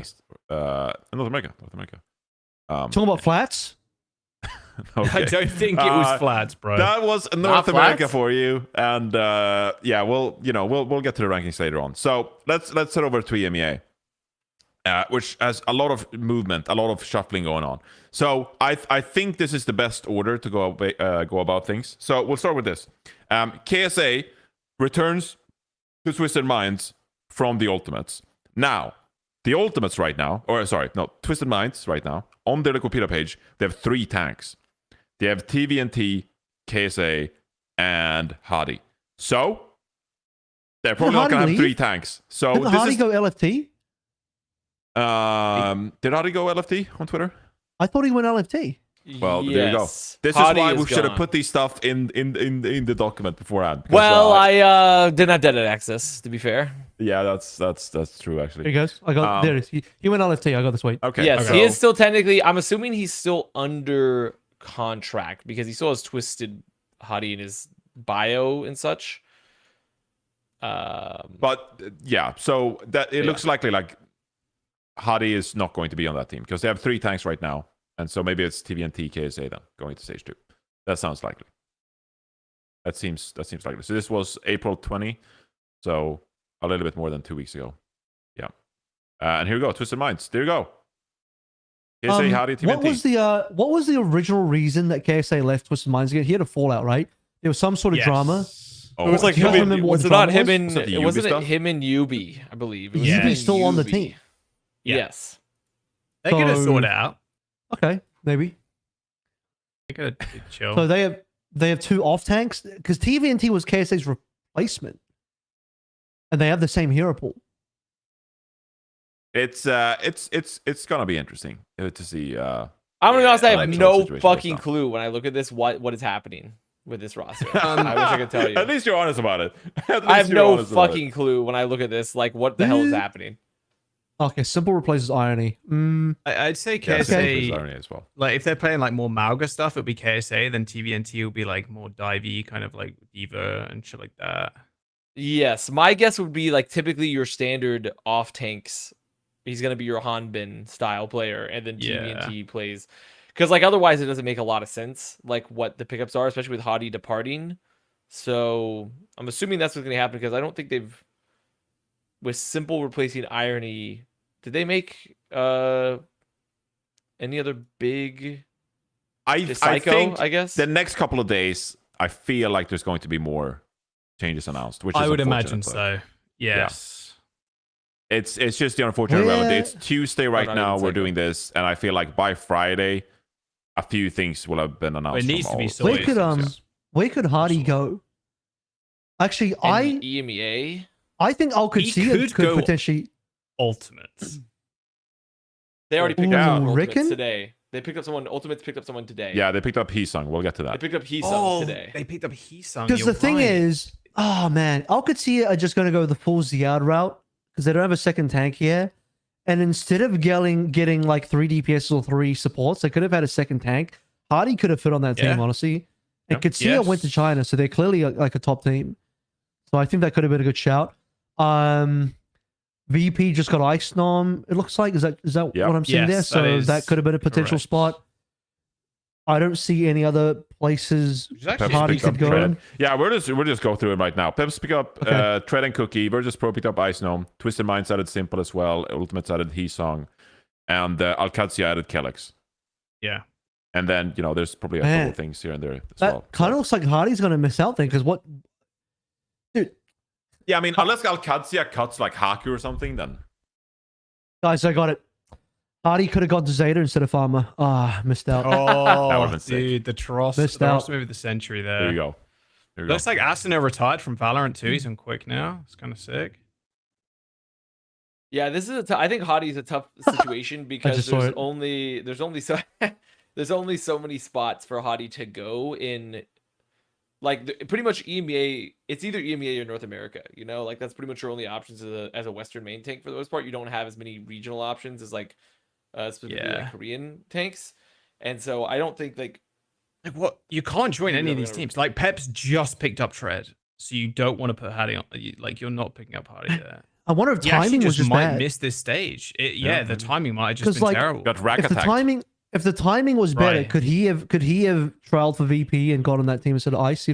Those questions sort of come to Potentially, mind. yeah. I Um, would still think Hardy is better than Ice. I'd say. Yeah. Oh, I mean, they already have Mag. Or sorry, I'm reading Genji. Never mind. Of course, they have a Stola. Yeah, maybe. And like Alcacia in my mind still, I would rather have a main tank on that team than Right. like an extra of the other roles. Oh yeah, like you have two main So- supports. You have Haku and Kellex. Like Yeah. going on. The only thing left for Hardy is Bro ready to learn Chinese? Is he going yeah, to I China? don't think That I would've don't been think he's going to sick. China. Yeah. I don't think he's going to China though. Go to OWCS Japan. They have a secure spot Uh, to Yeah. BCC Championship, no? Dude, OWCS Japan. You know, just join the Nozzle's top back. Japan. He didn't make it though. Sorry, guys. okay. Nozzle didn't make it through the promos. No. Fuck. Sad. All right. We should spend some time talking about the Ultimates adding Heesung. Because this is a pretty big change, I'd say, to the Ultimates, who, of course, didn't qualify for China. So they have a pretty big The disappointment most there. disappointing team in EMEA thus far. Yeah, I think that's safe to say. I think Heesung is an interesting player too. I feel like I was really hyped up last year when Heesung was added to Zeta Division. Had a profile of a player that I think a lot of people looked at this guy and was like, could be a great future tank player. But where are we at now, Avril? Where are we at I now must with be the Heesung? only guy. I must be the only guy that wasn't feeling all that much when Heesung got announced for Zeta back in the day. I was like, okay. There were some people like really excited about it, and I was just like, no, I'm willing to pump the brakes on this one a little. There's certain players out there that I'm like fully buying in super early. Guys like Proud, right? And then there's players like Heesung, which other people are buying in early. I'm just like, yeah, I might skip this one. And I think that paid off for me because I didn't think Heesung really paid off for Zeta either. something happened there. He ended up being either dropped or leaving the roster. And then funnily enough, ZETA ends up downgrading to farmer anyway. So I think, something weird's going on there. But he was fine on ZETA, but he never lived up to the hype that other people were bringing to this guy. And so the whole time I'm watching Heesung on ZETA, I'm like waiting. I'm like, bro, when is this guy going to pop off like people promised? And it never happened. Never happened in my mind. I feel the exact same way. I was watching Heesung and I was just like, okay, you're super hyped up. Like, let's see it. And, maybe cut them some slack, because they were very much like a ranked player, right? And then he got picked up by ZETA. Am I wrong?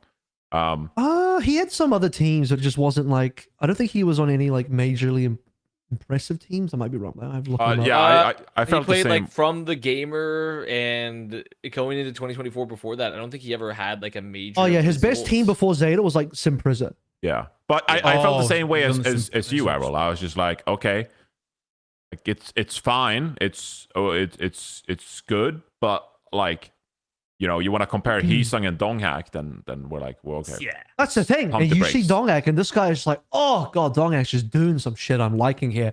And then you watch Heesung, and I'm like, okay, where's the pop off? I'm waiting. Like, what's going on? I'm waiting. Yeah. Is he playing over Chase though? Like, I don't know. They play the same heroes. I don't understand that either. It's like you're both like Winston players, like main tank kind of players. Like it feels weird. It was very strange. I don't know. I think Chase is pretty good too. This roster move just doesn't make sense.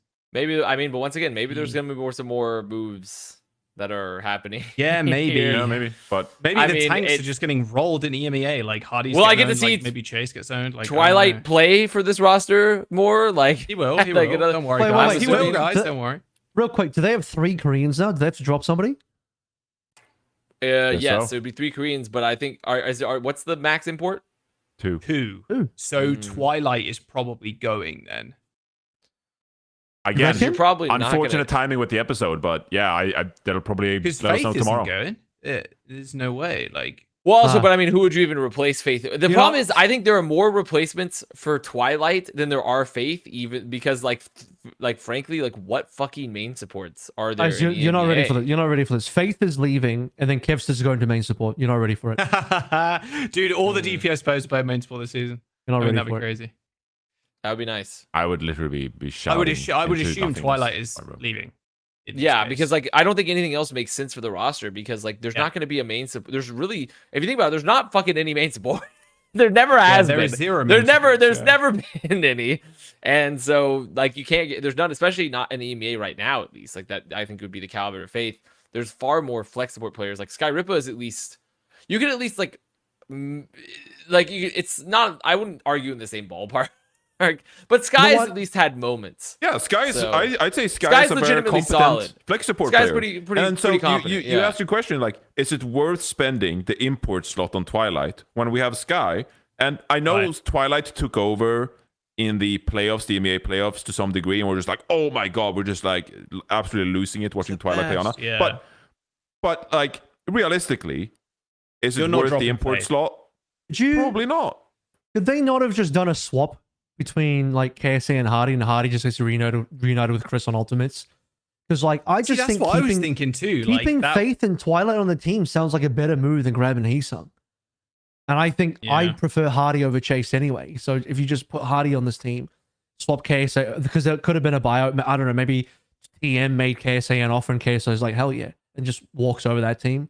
Yeah. And then, that leaves Hardy teamless. And then, literally, if anyone knows what it's like to, coach Hardy, then it's Christopher. So obviously, very much he'd be more than happy to go back. Made a very, informed decision here about bringing in Heesung instead. So because he's the cost of Heesung. I'm not talking about financially just here, but the cost of Heesung is, first of all, you're banking on a Korean player that you haven't worked with yet. You don't know how he's going to gel with your team, and greater cost than that is the fact that you have to then get rid of one of your existing Koreans, which is like that's a high price to pay when I think Faith and Twilight are like solid pieces on this team.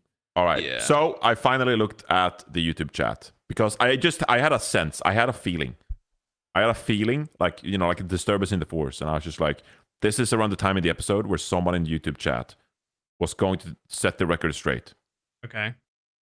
And indeed there was. and someone claims that Faith is out and Sky Twilight is. I told you, Kev's the Lucio, guys. I told you.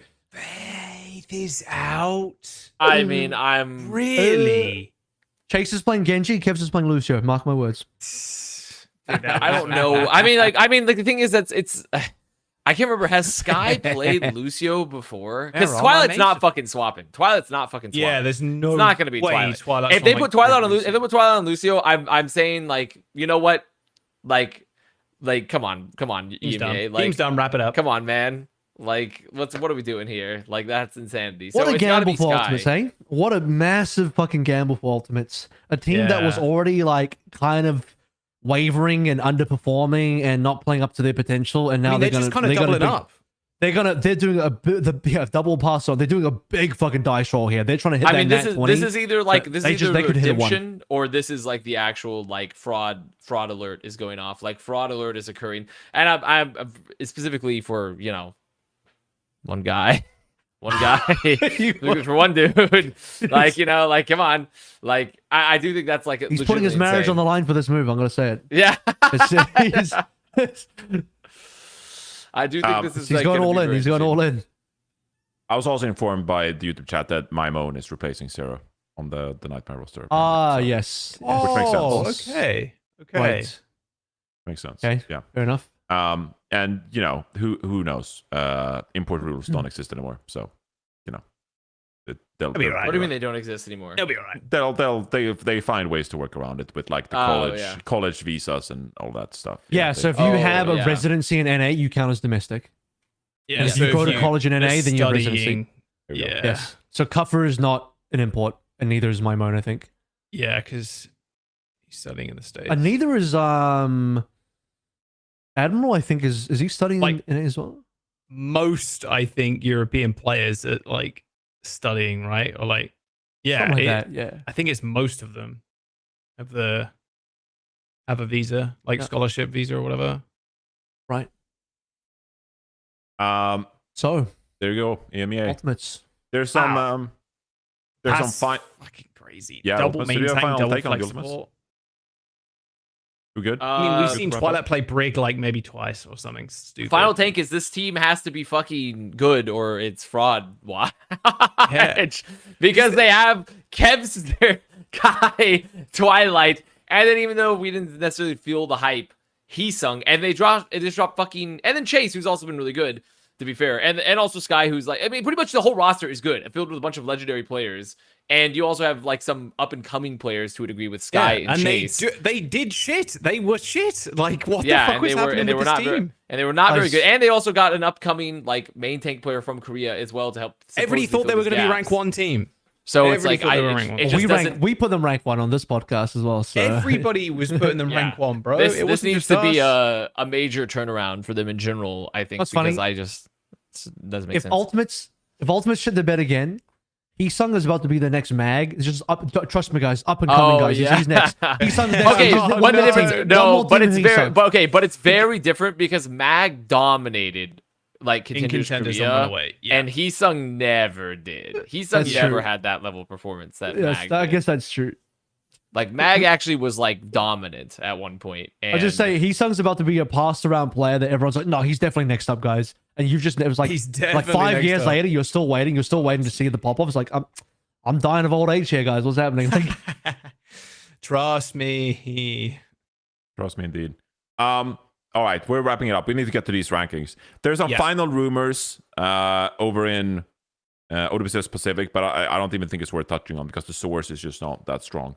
So there's some bro rumors just going on trusted there. a random chatter. I did, yeah.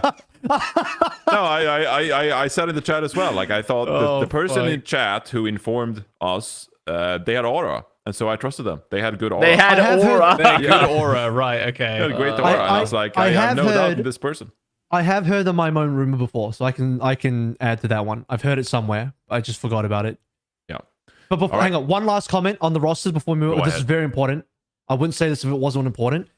I've noticed Violet is nowhere to be seen. Violet has MIA. Yeah. What? Wasn't there, wait, Where's am I Violet? going crazy? Didn't I just read something about Violet like showing up on a roster? Am I fucking insane? I don't think so. I thought I did. Oh, Like an EMEA roster or something, or what? No. No. It was like, What I region? mean, it might. I can't. I'm trying to remember. It's Alright, ringing bells, well, dude. This It's ringing is bells. great podcast Oh, material it right was, here. it was EMEA. Actually, I heard a rumor about EMEA Violet. I did hear that a rumor. That's what about I'm that. saying. But That's what I'm saying. But I The don't. chat is Twitter. reliable. They say Vision. They're saying Vision. Yeah, I did yeah. hear that, but I don't who knows if that's fucking true because Oh, he's Vision on they got Frosthell Esports. Yo! Vision. Frosttail Esports. Frosthell Esports. Dude, if you look at the Frosttail Esports and you don't include Kiwi, it's like all the French, a Dutch player, then another French player. It looks like an imposter. Like Wait, but am I going crazy? Didn't Vision got relegated? No, I think I saw did they OC not? retweet this. But didn't Vision get relegated? there's yeah, no which is why way. it was freaking funny. So Violet's Yeah. going to what? That doesn't make any sense. What Vision is- got relegated. Like it doesn't even make sense. Like the team is like cooked. I thought. Like unless I'm completely misremembering. Violet and like, Choice One has been added to the Faceit Vision Esports roster.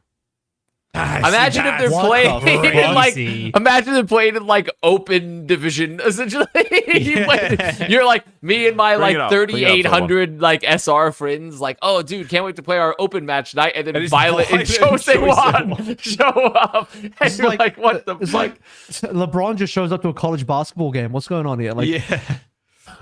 See, yeah, that is crazy, bro. You know what would be a really big bait, actually? If people started making accounts on Faceit and then naming them like Violet or like Choice 1 and stuff, and then just joining random teams. They're just making teams up, posting it to Twitter, and then just leaving the team. wow. It's possible. Hey, Violet, we Awesome. we need help getting promoted from Faceit Masters. Are you interested? I mean, Dude, he that could just be a doesn't make any mercenary. sense. Yeah, I just don't. Yeah. I don't. It wouldn't make Vision makes no sense to me because he literally wouldn't be playing in OWCS. So like, what the fuck are they going to play in this guy? Right. And also because like, are they going to pay this guy Oh, They're this is like- desperate to get salary? promoted. Come on, Dude, man. This is like when you hit max level in an RPG, you go back to the level 1 zone. You just The start new game farming again. plus. You just start Level farming. game One plus. zone.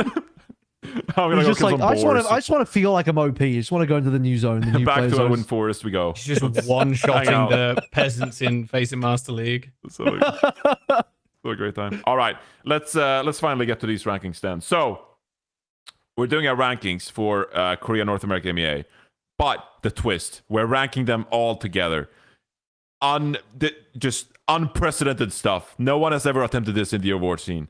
The Overwatch For a scene, good yeah. reason. So For a Is good it so reason. true. for good reason? Is it going to be accurate? Probably not. But we'll do the absolute best we can. So let's start easy, shall we? Shall we just put Crazy Raccoon Falcons 1-2? I got a better one for you. Yeah, that's Wouldn't it pretty be easy one. funny? Wouldn't it be funny if we just did all Korean teams 1 through 9, just for the memes? Every Korean team. That 1 would through be 9. funny, but unfortunately, I don't think it's. I just don't think that's going to be the play. It's not possible. Anyway, shout out Solomon, cooked with this thing during the episode as well. Solomon's to go. Classic. Thank you, Solomon. Thank you, Solomon.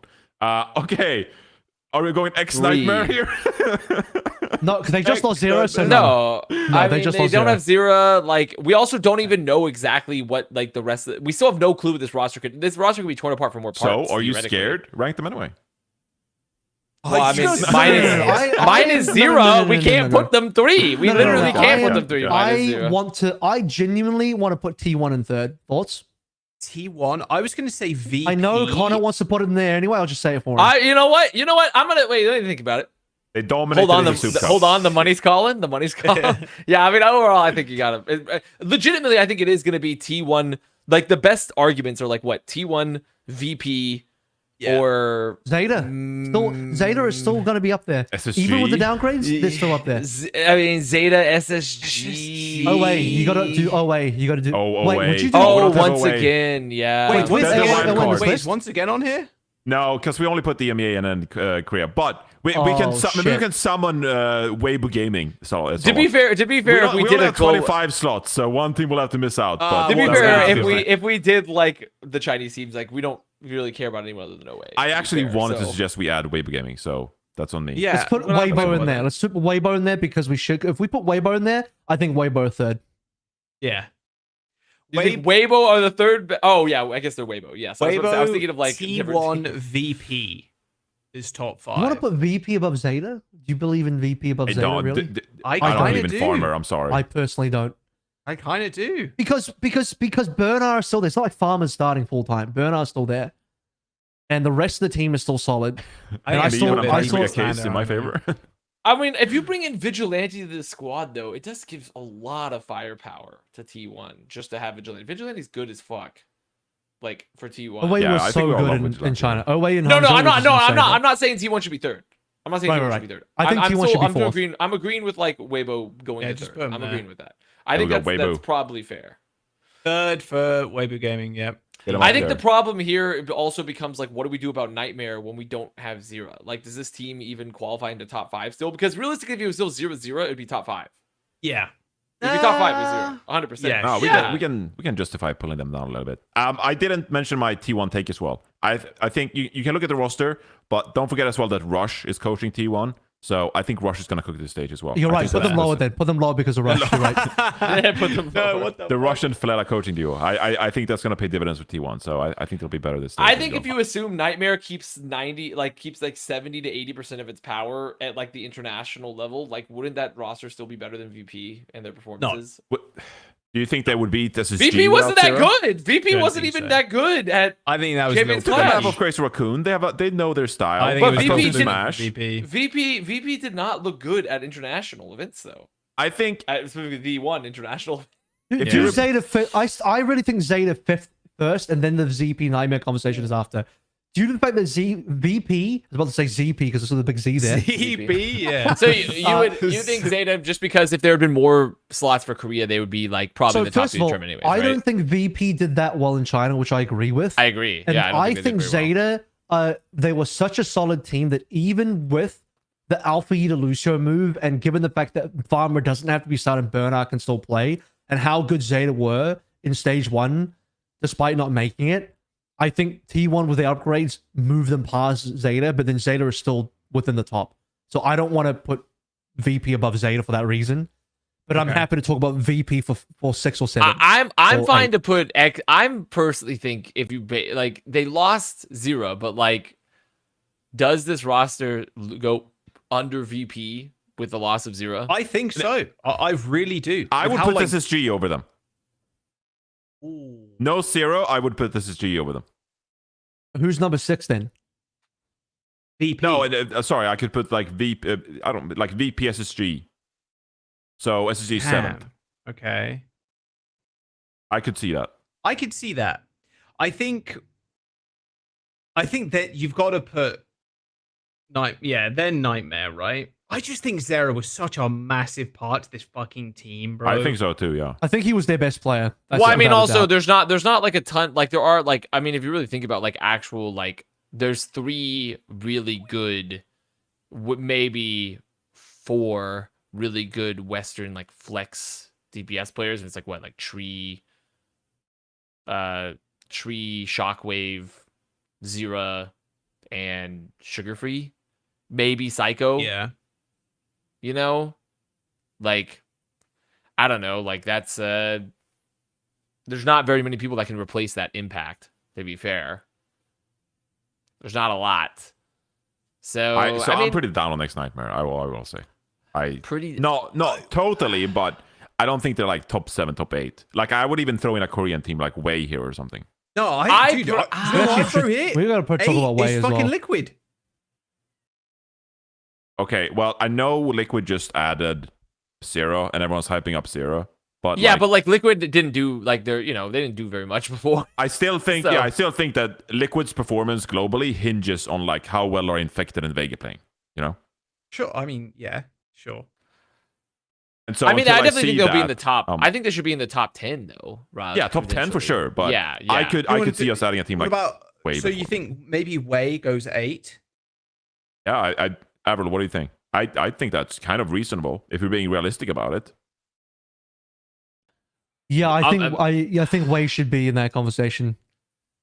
If I was going to be biased, I'd put Wei even higher, but I'm okay with them being in 8th. But So let's straighten this out first. VP plays SSG. Do you all have VP beating SSG? I think. Do you think VP looked good enough to justify being over SSG? I think so. Because they were on opposite sides of the bracket. I would say I was impressed by VP, the style that they played, and I think SSG were pretty underwhelming. They look good against the freaking second play. Yeah, CC, but I mean, but they essentially had equivalent performances. Like realistic, like they had equivalent performances. They both took a map off a top team. They both fell low bracket. They both got rolled again also by a top team. Like it's essentially pretty equivalent performances, like across the board. Now, granted, Space Station had to play. I mean, they had like because like was once again was the Space Station day? Was that when they had played once again? Was that once again second match of the day? Or their last, that was the big day. That was the big triple match day. The third one was the insane. Yeah, so I'm trying to think about was that one once were they like the third match then versus once again or like the second? Or No, like, they were the second game. They were the second game. I mean, they were playing a more wearied once again, which does give like some. I would just put VP over SSG. I don't think we need to spend. Fuck it. I mean, I'm fine. Yeah, fuck it. And then I like mixing in a Korean team. I like the Korean teams are like the tier break between the EMEA and the teams. I feel like 8 is about time for the new Korean team, which is Way. So I feel good about putting Way at 8, and then we can mix in some more Korean EMEA teams. Yes. Yeah. Okay. Is this where X Nightmare starts? Oh, actually, one really quick question, because we actually didn't talk about it. We just kind of shoved them in there. Are we confident that given the roster moves, the Falcons is number 2 to Crazy Raccoon, given that someone merited join the team? I think you have to. I think you'd have to like they'd have to prove, because essentially all you've done is you've taken Falcons, which were already good, and you've essentially added someone maybe merit plays. Like it doesn't change the strengths of Crazy Raccoon. It doesn't change the current meta trajectory either. Like obviously we don't know what the future meta is going to be, but like based off what we currently assume, Crazy Raccoon would still be pretty good. All like right. We'll leave him there then. That's I fine. think overall like Crazy Raccoon's a safe pick. I would not be surprised if Falcons win the rivalry the rest of the year in like 7 mappers and stuff like that. Like they get a slight edge. I would not be surprised, but you have to beat CR first. I'm not gonna pred that they just better than CR now. Fair enough. Yeah, is this where we debate between Liquid and Nightmare, or do we put another? Is this Well, time here's for here's an EMEA team interesting question. Here's or an another interesting Korean question. team? Do the any of the roster changes to teams like fucking like Ultimates matter at all to this conversation? Because like theoretically, you look at the roster on paper, like this should be potentially a top 10 team global. But history dictates. Yeah. Well, also if they're down Faith and they're playing the Twilight Psycho backline, like that's also even weirder. For this we'll get back to them in the 10 to 20 range. We'll get back to that. Yeah. So I just wanted to propose. I'm not, after what we saw from them in the stage 1 regular season, I am not forward projecting the Ultimates to have success. No. Like I'm sorry. Like everyone was gassing them up so hard, and then every regular season we're like, wait, what is happening? What is happening with the Ultimates? I'm not investing in that team again until they pop off. So I think a team like maybe like Twisted Minds or something, like sure we can have a conversation, but Gen G even. But I think this is probably where you slot in X Nightmare. You gotta give them some credit for the Champions Clash run. Okay. I was gonna say, do you put them above Liquid, given Liquid of 0? But if we want to appeal to Champions Clash, then yes, this is the funny part. Do we want to put in? We've now got 3 NA teams and not a second EMEA team yet. Does that seem right? Yeah, it seems right to me. I think so. Alcadzia really disappointed. They made a change as well. Like maybe if they rely on Siad a lot, like with Siad they looked obviously better. The Ultimates, they were really disappointing. Gen G, even Gen G's new team, but the new team though. Remember, Gen G are a new team. Wow. What is right? That's great, Jack. They've been lost in the post for 2 weeks. I think Gen G's new team could be up there. Exodial, who are you? Oh, that's a good line. Wait, what did we decide? Oh, okay. Welcome back to the show, brother. That's fine. Sorry, there was fucking knocking at the door. There was I'm gonna be honest. I don't really know what I don't know much about Gingy's new roster. Honestly, I'm kind of like a lot of. Who are you, Exodial? 11. Mag, Crispy, Canal. That's 11. I feel like I'm looking at this and I'm like, I don't know if I have a confidence necessarily 100% put them in the top 10. Okay, so this is a chart. This is a 5x5. I feel like Mag deserves nothing else than to be put at 13, right in the middle. Mag's team deserves nothing to be the middle square. He hates Mag. You know what? He hates Mag. I have a proposition. I'm gonna put Poker Face in 11. It's time for another Korean team. Oh my We're putting too many Western teams. I We're giving Western teams way too much credit. That's not that bad. That's not that bad. No, it's not bad. It's time to put. What about community teams. alt tab? What about alt tab? Oh, tab. On-site Get it in the gaming? list. Gen.G, keep it there. No, put it 12. I think Gen.G. What? I think if we're discussing Gen.G, Alcatia Ultimate, I think we're disrespecting Alcatia a little bit, and I think a lot of people are going to say that, but Yeah, we might actually, yeah. because of how well that they did going into the LAN, like holy shit, this team was kind of frying. Like They were. We got to look at the Yeah. new rosters though. We're kind of basing this on new rosters as well. Yeah, but sure, you know, like they but look the they've best still with got Ziad. Labda. Yeah. They've still Yeah. got Checkmate. They've So still should got Cal- Ziad. Should like- Calcatia be above Gen G then? I think yes. Yeah, I think would so. say I think Alcatia so. I would Gen.G, say then that's fair. Ultimates. I'm Because not even Katsuya- willing to say that Who Are You is an upgrade over Top Dragon. Because I know Top Dragon had a down stage, but I freaking love Top Dragon. And so like, Who Are Okay, You but is if not an automatic upgrade. it's like a pure, if they're playing a lot of Genji, then I mean, Who Are You is a definite upgrade. But it just depends Yes, a little but bit. like if it's not a Genji meta, Who Are You is not going to play. Would it be too spicy to put onside above ultimate? I don't think that would be too spicy. Attack, Aldo, Kilo, Achieve Opener. It's just because their new roster is just so confusing, man. Like, It's Yeah, the the Ultimates roster is band of fucked myths. a just little looking at bit. their roster, it's Also, like, no what one, does that no mean? one can freaking look at this graphic later and be like, oh, they didn't rate the Ultimates high enough. It's like, dude, they were like disappointing, like all of stage one until the playoffs, and they made. I low think rank. a perfectly middling global team is a perfect, essentially like where Ultimates is earned. You know, like they're not tragic.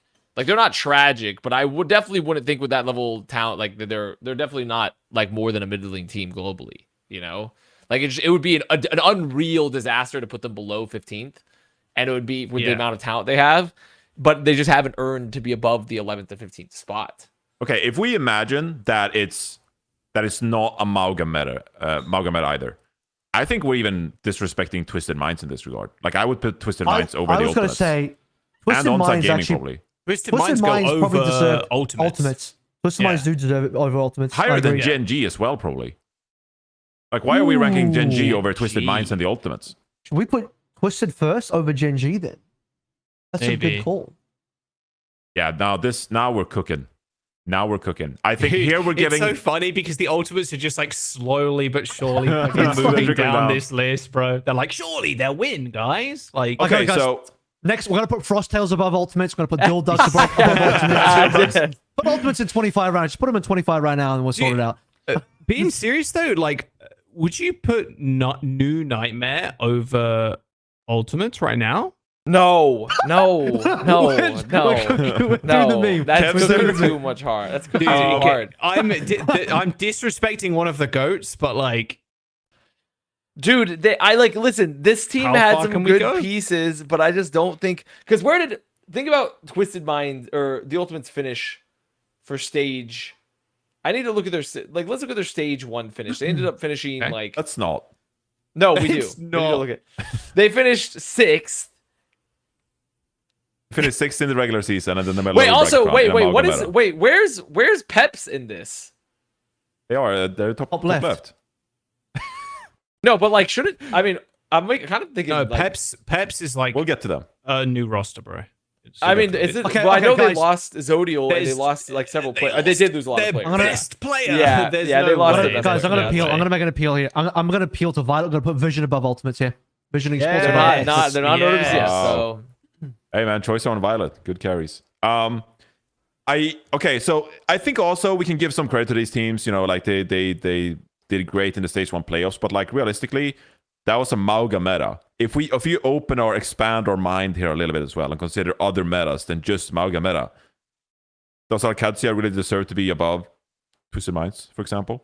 Like is Alcatia a team that benefited Appealing so to much from quartz? Mauga meta that we're willing to like put well, them yeah, 12? because also like even at the international event, Cadsia was like ass outside of the Mauga. Like they looked really bad if they weren't playing the Mauga. Like really. If they can bad. play some like Diva comps and stuff like that. Okay. but Was the, Champions stuff, Clash, yeah. they were doing weird things with Fred and Ziyad. That was like a strange situation. Sure, but Yeah. the thing is, even when they were playing, but the thing is, they're still playing. When they were playing, it was like Mauga. You know, they were playing the Mauga, and like they didn't look good. Like I feel like I know they played so much Mauga, but didn't they play like? I guess they didn't really play much else with them other than Mauga. I guess to a degree. So, I mean, I feel like I get anxious because I feel like we're doing a lot of like reflection on the past of stage one. It's like this is how we saw their stage one performances, but I feel like this also we're heading into stage two. We need to do some forward projecting about how we think some of these moves will reflect in well, what's in the stage argument two. So for like in Twisted stage Minds two, over Kadsia right now? do we What's think the X argument? Nightmare or Team Liquid will do better in stage two? I think it's fair to say X Nightmare if you think that genuinely, but that's part of like we need to predict how we think they're going to do in stage two as well, not just based I on think in Champions stage Clash 2 or meta, whatever. I would take both Liquid and X Nightmare over Kadsia in the new meta still. Yeah, let's So say we're we had talking a- about stage 2. I think Liquid is probably better than X Nightmare in stage 2 because Liquid's roster power should have been better than Nightmare in stage 1 as well, based on roster strength. Should have. Which But is with fair. Zeruhh, taking Zeruhh away from Nightmare and putting on their team improves their team and weakens Nightmare by X Nightmare. But by a once lot. again, is that also then potentially downplaying the fact that like maybe there is some magic happening in the back rooms? Maybe we're downplaying My Goat Wheats just a My tad. Goat Are we Wheats, down? yeah. Are we downplaying My Goat Wheats? Like the glue. They did beat Crazy Raccoon. And Like as much as we hyped up Zeruhh, like individuals like Admiral and Kaffa had great performances too. well, it's also not even just about they beat Crazy Raccoon. They were better than them. All of the stage one, they were the better team still. You know, like it wasn't like a huge Liquid, gap. Yeah, Liquid, you mean? The Liquid, Then you're Liquid, talking about. yes. Nightmare was still a better team. Like obviously, it wasn't a humongous gap, but you know, But I do just you think think? that's- Do you think they'll still be better in stage 2? Because that's what we're talking about.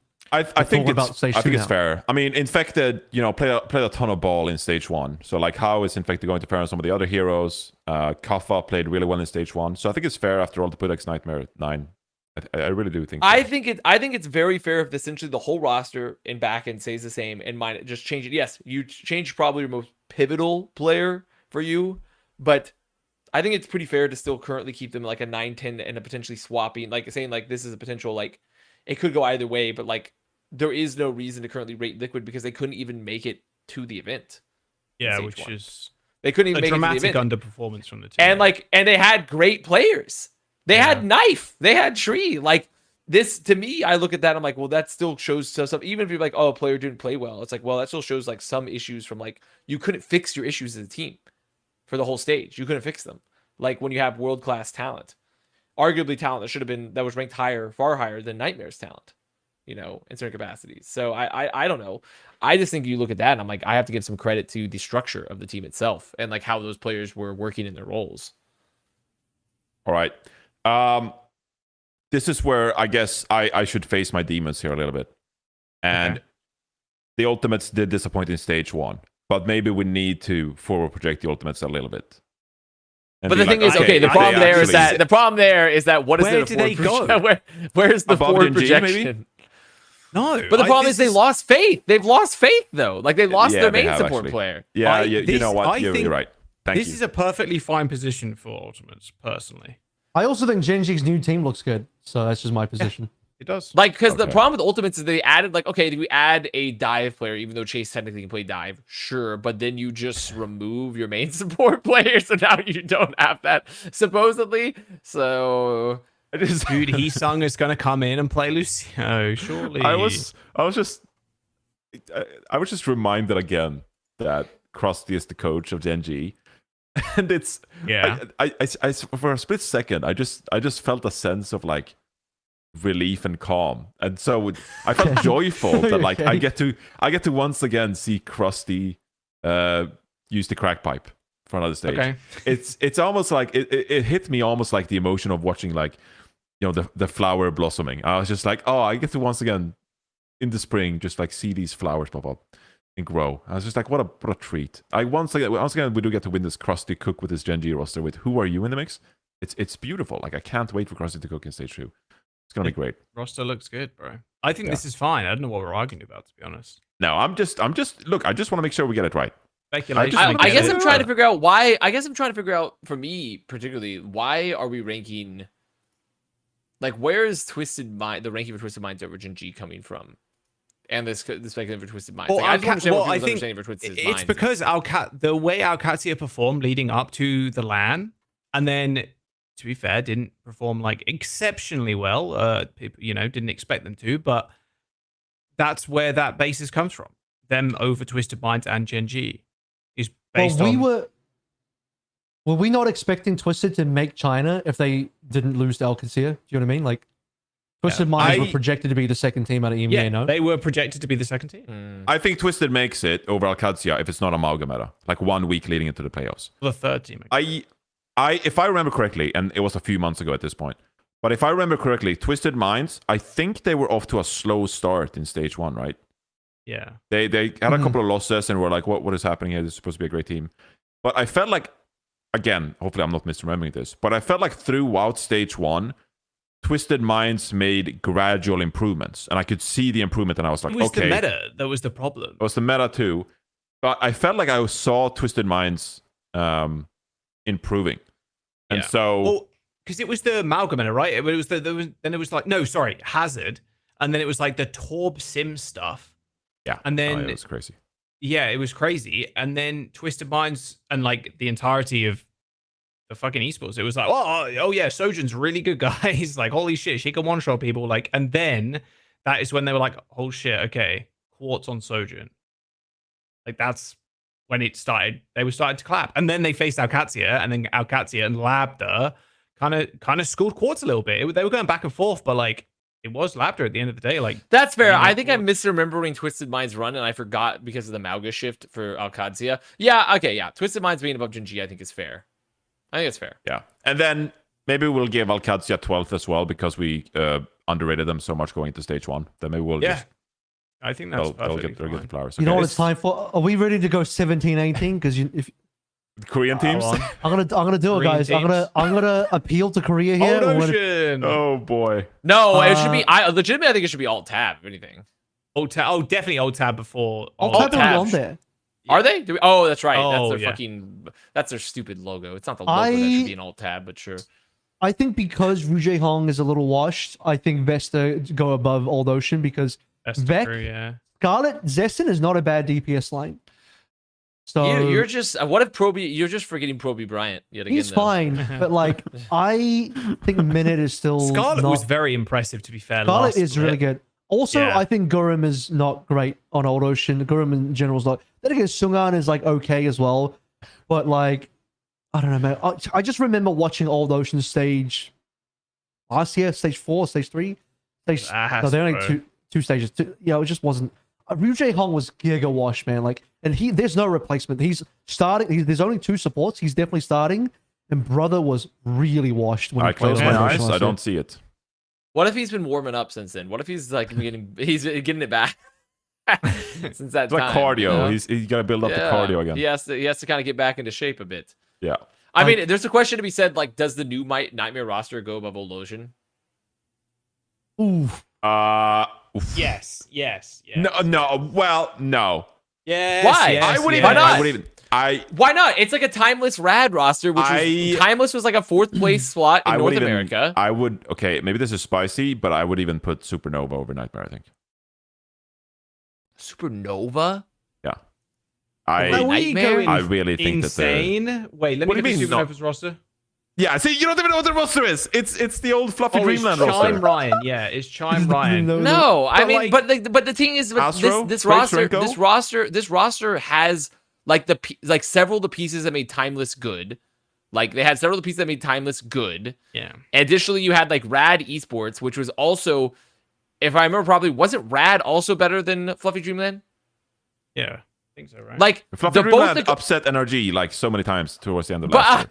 okay. That was very funny, yeah. Sure, but like I think overall, when you average out these rosters and the players you got here, Nightmare's like better. pretty sure the Nightmare roster historically, these players Yes. have had far better performances than the Supernova roster. Everybody going crazy for Chime Time. It was good. Like, don't get me False, wrong, Supernova, decent. they I have go some good crazy for players, Time some Time. I solid go crazy players. for Ryan. I But go crazy I for think- Astro. I I go think crazy for overall, Echo. like any team that's taking these pieces from Timeless should be the better average. Nightmare's going to be better. than Supernova. Rocket, Okay. incredibly solid, bro. Lucamino Lep, pretty decent support line. You know, it's like not like a UV like AVRL type beat, but like It's also a pretty flexible pretty support good. line because Luke Mano can flex. Like it's relatively flexible. Like the Nightmare players on paper are definitely far more proven holistically. Yes, the Supernova agreed. players. Supernova do not go over Nightmare. I'm sorry. But Old Ocean, I think, still goes over them both. No, Appealing to come on. I Korea. don't- No, no, come no. on. Appeal No, no, to no, no, no. Korea. The default- Appeal to Korea. Okay. Appeal The to default Korea. level of Korea is like I'm happy higher, to I discuss. agree. I'm happy to discuss the top 3 NA EMEA teams positioning above some of the Korean teams. Once you get past top 3, top 4 maybe of NA EMEA, it's like, guys, at that point you have to put all of Korea above that because default level of Korea is so high that even the bottom team, the 9th place team in Korea, I would put money to beat like. But this is, down in the but rest. technically we are arguing for like potentially top 4 today, right? Because the top 4 are going to be Liquid, Space Station, X Nightmare, and then probably Nightmare. So this literally is top 4 North America. You're arguing against like 9th, 10th. I can't wait to see Becky beat up on Rocket. I don't know. I prefer. Do you Old really? Ocean. Do you I feel truly the Korea. believe that Jae Hong? This guy like was. Jae This Hong- guy was all on the Pro B Bryant train. Now he's like, you know what? Well, yeah, but Actually, I'm that was a backing meme. Rocket and But that shit. was funny. Wrong. Oh my I mean, God. I don't know. Jae Hong, the Jae Hong backline at this point, like, I mean, Rose wilted emoji. Like, I'm not sure. Like, I mean, I will say Pro B plus Scarlet. Like, I'm like kind of like, oh, but like overall, I look at the Nightmare roster and like a team that was like a confluence of players that were solidly like relatively solidly 4th place in North America last year too. Yeah. I just don't. I don't know. I just kind of believe, and they were still playing. I mean, North America had Oh my good teams. God. They had their top 3 teams were good, and they were playing them. Like I just think that like this is. I think they're better than Old Ocean. I feel like think they're better when than we're Old discussing these teams here, I feel like I'm in a poker hand and I'm like, oh, I got a pretty solid hand. You know, I'll bet some money here.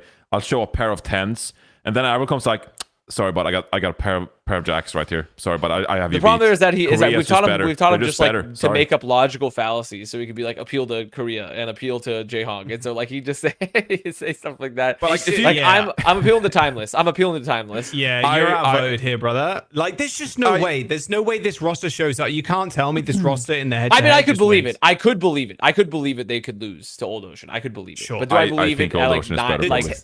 The Nightmare tipped the scales. I know there's some hopium there, but I feel like I genuinely feel like Old Ocean, like the lowest Korean level is probably better than Nightmare. Then mid-tier NA. See, I got Johnny on my side. I mean, like the thing is, But that it's not premise that I agree with. I The feel like mid-tier my NA entire I could adult life, believe they'd I've been beat lose. over the But head would they with believe Korean dominance. when we do the simulation? Do you think they lose like 6 times out of 10? You know, like a majority of the time. But when we do the I think they lose the simulation- majority of the time. I'm willing to say it might be close. I'm willing to say you could even argue that Old Ocean win in like a 3-1, 3-2, but like I think the default level of Korea is just so undoubtedly high that you just can't. You deny that. I guess actually here's the real moneybreaker this will tip the scales if you know the answer to this, Avril. How serious are Old Ocean? Oh, Like serious. how serious are they playing? Like are they don't- like scrimming? Like do you know? I Because don't if know Old that. Ocean is like actual prepping, then I would put Old Ocean above Nightmare. Let's see who they. But if they're beat. just showing up to play, then I'm Actually- like Nightmare will just win because they're practicing. They're practicing the Actually- game of Overwatch. Actually, I have some bad news. I just checked the promotion relegation for Korea, and Old Ocean actually beat Vec. I'm not lying. It did, yeah. Shit. Should we But put Old Ocean above Vec? I still liked your point though. Like maybe Old Ocean beat Vec once, but I didn't argue with Vec being the better team long term. So Okay. Yeah. Given I that, kinda Team bought long into term. it. given that, if we already put Vec above Old Ocean and Old Ocean literally Fine. beat Vec in the promotion But it relegation, was one. then- But okay, you know what? I will cave for the appeal to Korea argument simply because they've had some results against other teams. We think Vec's the better team. Additionally, if assuming under the appeal to Scrim, assuming Old Ocean is practicing the game of Overwatch, They also I could beat- believe they also- could be They better also than beat Nightmare. New Era, who have like MCD Blink Ruler Dodo. That's the MCD team. that was actually in OWCS last Oh, it's got a stage. ruler on it as well. Damn. Okay. I could believe then based off these wins and if the chance that they are actually practicing that they were better than Nightmare. Yes, I think I've been convinced. I've been swayed. If you just accept Korean dominance in most of these conversations, you're literally surfing the waves of takes with a tailwind. Like, life becomes so much easier if you just accept the premise that Korea is better. Well, but but you can go on Reddit, you can go on in Twitter, depth and you're just Old like, Ocean's sorry, Korea's history. better. Sorry, Korea's better. It's like literally like the ace up to sleep. It's the best argument possible in the gaming space. And so if you just accept that Old Ocean's going to be better than Nightmare, you will have a much easier time just existing in the gaming space. But if you go on social media and you'd be like, oh, this Nightmare roster with Painkiller and Rocket or whatever is better than Old Ocean, like it's headwind through and through. Like you're walking through a tornado. You can make the argument. You could actually, be right, dude. But it's a pain in the ass. You don't want to bother with it. This argument stands in like multiple fucking games too. It's like, oh, League of Legends. Yep, every Korean team in LCK better than every other team in North America and EU. Like that is just it. It's the Wolf so Schroeder comparable approach. when you It's make the the Wolf switch. Schroeder approach, bro. Yeah. Korea is going to be better. They just are. And with that, I've been fighting the war on misinformation. On the side of misinformation, Old Ocean should go above Nightmare. It's so I easy, mean, bro. I think with now that I actually have facts and logic, of like I've Now heard we've some of the thrown them out teams the they've window. beaten. Now they've actually I've heard like because I wasn't familiar entirely with all the teams they've beaten in the past. They've beaten some pretty good teams. They have some pretty decent talent on the roster, and they're in Korea. And if they're assuming they are scrimming the game consistently, I am willing to put them above Nightmare. I Yes. can say this: you are not making it through relegation in top 9 in Korea without screaming the game, because there are teams fair, yeah. trying to make it through Korean relegation that are absolutely screaming the fucking game. You can't cruise your way into Korean OWCS. It's not possible. Maybe with You Kobe have to Bryant, be. You have to be playing the game. Proby Bryant. Okay. Maybe with Jaehong. Maybe every team is just feasting on Jaehong and then Proby's just killing everybody. And maybe that's the game plan. Have you considered the new flex support sack strategy where you sack your flex support and then You sack then your punish flex them? support and then just For hope the your tracer player kills everybody. You strap a bomb to Jaehong and he explodes, and then you just like get the rest of them afterwards. Now, this is where once again, Avast, you need to face reality. May I interest you in Peps being better than Nightmare and Supernova? Oh my god. Oh my god, bro. I would definitely not. I could agree with Supernova, not Nightmare though, because once again, Nightmare was the better. Well, because how many players did Peps lose? How many players did Peps lose? They lost their best player. Zodial? They lost their Zodial. best player. They lost Ice but who Gnome. else? But who else did they lose? Ice Gnome. I would say their tank might be player, their which second best player. Their second best player and their tank player. And then was that their two main losses for that roster? Yes. Okay, no, fuck you. They're not better. They're not better than Nightmare. They lost both of their best players. I would agree with you I'd be totally willing to put them above Supernova. I'd be totally willing. Okay. They're not better than the Nightmare roster. All right, sounds good. Sounds good. You can't lose your best DPS player and your tank player. Okay. And they were both your number 1, number 2 players, and then be better than that roster. Okay. Now we're getting into silly mode here. What do we got? The bottom of the list is Avidity, hard, maybe. X-Rad. I would put Peps over many of these players though. Yeah, These wait. teams, for sure. Where's the full? Yeah. Are we This putting is the where it French gets a little last? messy, I feel like. Honestly, gonna put I'd the be willing French to put. last? I'd be willing to put fucking Peps at 21st, if anything, potentially. Yeah. So Peps 21st. Sure. I'm happy with this. This is where we get to Avidity, which is Zumba, NVM, Wob, Twals, Pella, Nenwai, Scuffed. That is probably like a 24 second. It's like, It's like I tune on the stream, Avidity is playing. Yeah, let's go. It's a good game. Who's 22nd then? That's what I I'm wish I saying. knew Like, it more could be about these Avidity. new rosters. I don't Bill know much Ducks, about Azora. these new. What are these relegation rosters from EMEA though? Like, I don't know much about them. Has anyone seen? Yeah, I mean, I know the rosters. I just haven't seen them. I don't It know is what's going the on with them. French, and then Asuna. Dude, Avidity probably just goes 20. Because if no one has anything big, I would just default put Avidity. yeah, 22nd. Avidity, Agree, X-Rad. I think. Yeah, Avidity next. I did think Quick looked good. Frosttails were very close behind, but I could see Avidity and then maybe Quick Frosttails. Sure. Yeah. Actually, I mean, X-Rad, got a couple of good players too. Well, It's King, Zeb. that's what I'm saying. I think it should be Avidity Zeb the next is Rad. good. Like King and I think it Zeb should be are Avidity good, X bro. Rad personally. That would be mine. Yeah, I like that. I take. like that actually. Oh no, should we leave the French off just for the memes or nah? So here's the Well, if thing. anything, I don't know anything about Dildo. Dildux I has got nothing to add to this right impeccable now. aura. Dildux has so much aura. I know Oh, they have. PDK. I know PDK. The PDK is the only person on this roster I sort of know. They also have Frothy Philly 7. That's good. That's good. That's good. That's really good. I mean, we're talking about a funny name. That's a pretty funny name. I'm gonna say, just based off the historical standard of teams in North America coming out of relegation, I'm gonna assume they're kind of hot ass. And this is not a disregard. This is not me disrespecting you guys. I'm sure you guys, everyone on Dilly Ducks can probably be world class players in time. It beat But- Shikigami 3-0. Don't care. That's Shikigami. Literally don't care. I'm gonna say that more so. Like, you look at the relegation teams from Stage 1 North America, the teams that came up from Open Division and stuff, they were promoted. They were really fucking bad. Really, really bad. Like, I love the teams. I enjoyed them, but they were bad. Like, they were not good. And I don't think Dill Ducks is gonna be the one to break. I don't think they'll be the one.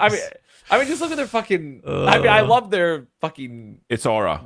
I mean, It is crazy. They It should does probably go be up. 26. They should probably be 26. I just don't. Yeah.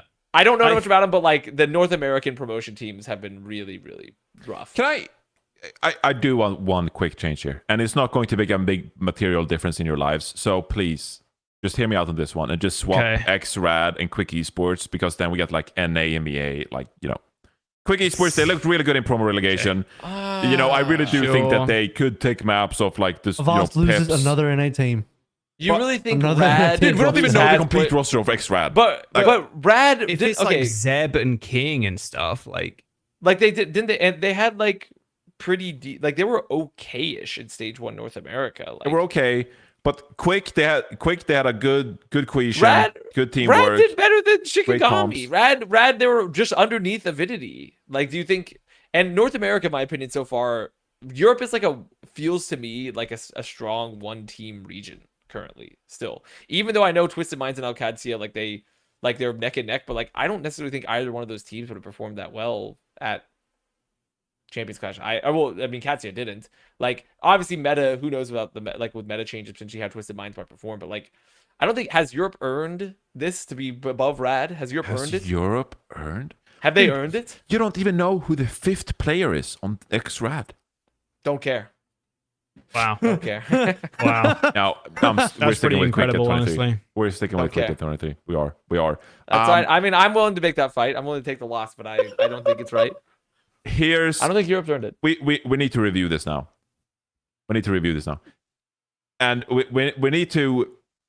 This is like we've been in the conference room. We've had this huge afternoon. There's been catering from Chipotle and everything, and like we Right. drafted the But- plans, and now we're ready. We're ready to publicly announce our plans here.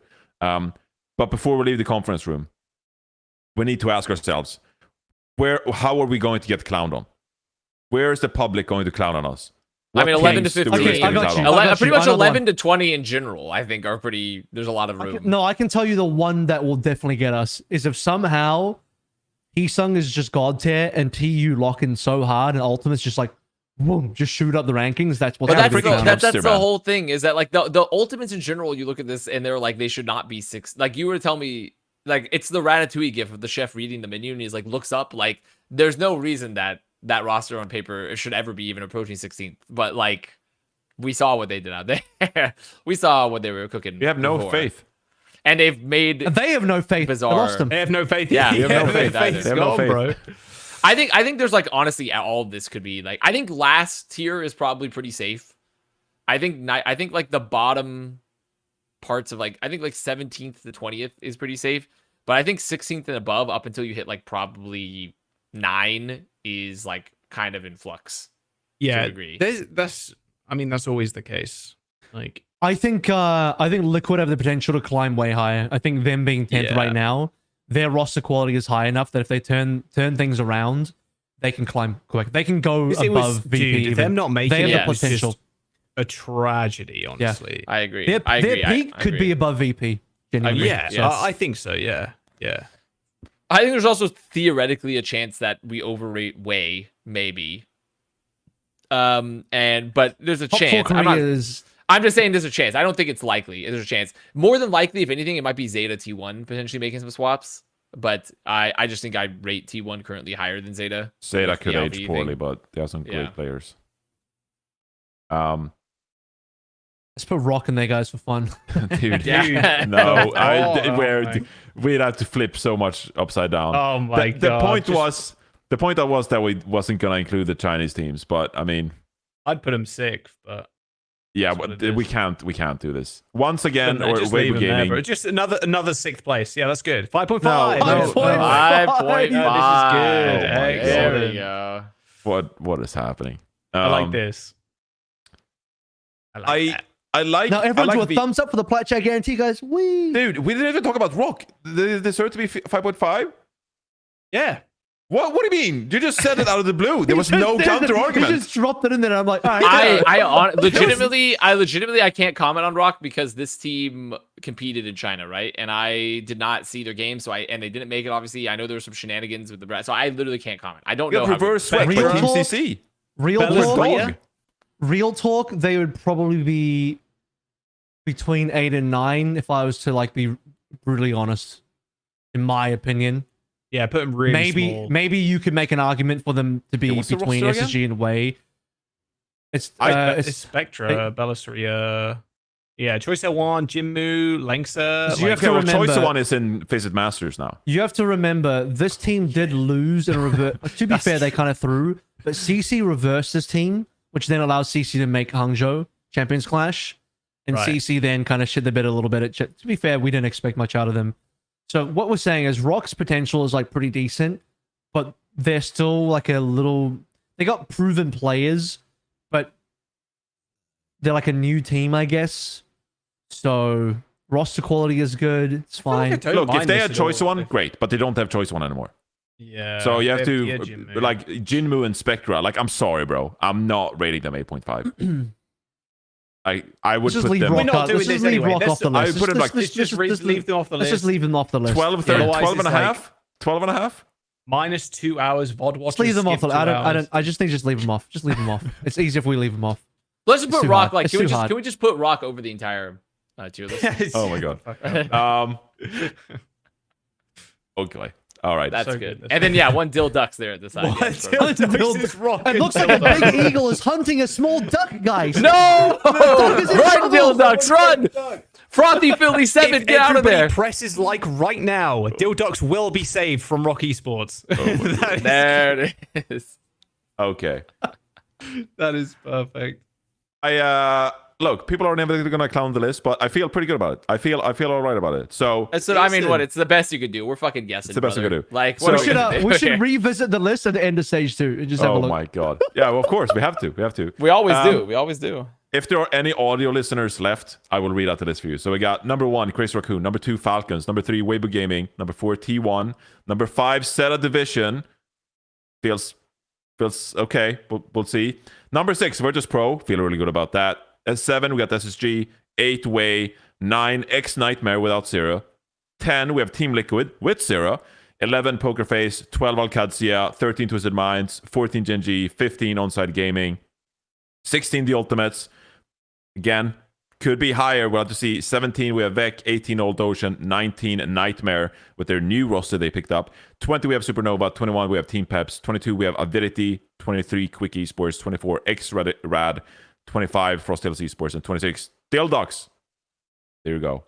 Now you can make your faces or whatever. That's your guarantee. There you go.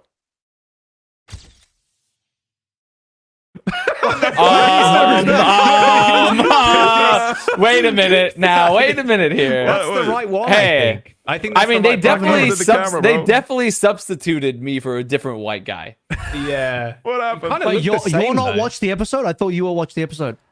No, Oh. I think was me. That Johnny was would be me. watched the episode. I was watching. Oh, there's me with my cake. Yeah, dude, that cake was good. Oh yeah, that's great. That was a good cake. That's great. Well, something's fucked up there. Yeah, that's all good. Maybe someone can screenshot it and post it on Reddit for us or something. Maybe someone can do us that favor. All right. So this is the point of the episode where we're gonna wrap up. We're gonna go eat dinner and be very happy. But Bren's Player of the Week this week, we were going to talk about one gorilla versus 100 humans, or as me and Joss did earlier today, one Winston versus 100 Soldier 76s. So, because we had Avast on, and so I just really wanted Avast's take on this whole viral debate. Did lose Where did you dramatically. Well, I mean, it's not even really fair because the Winston is fighting like 100 guys with guns.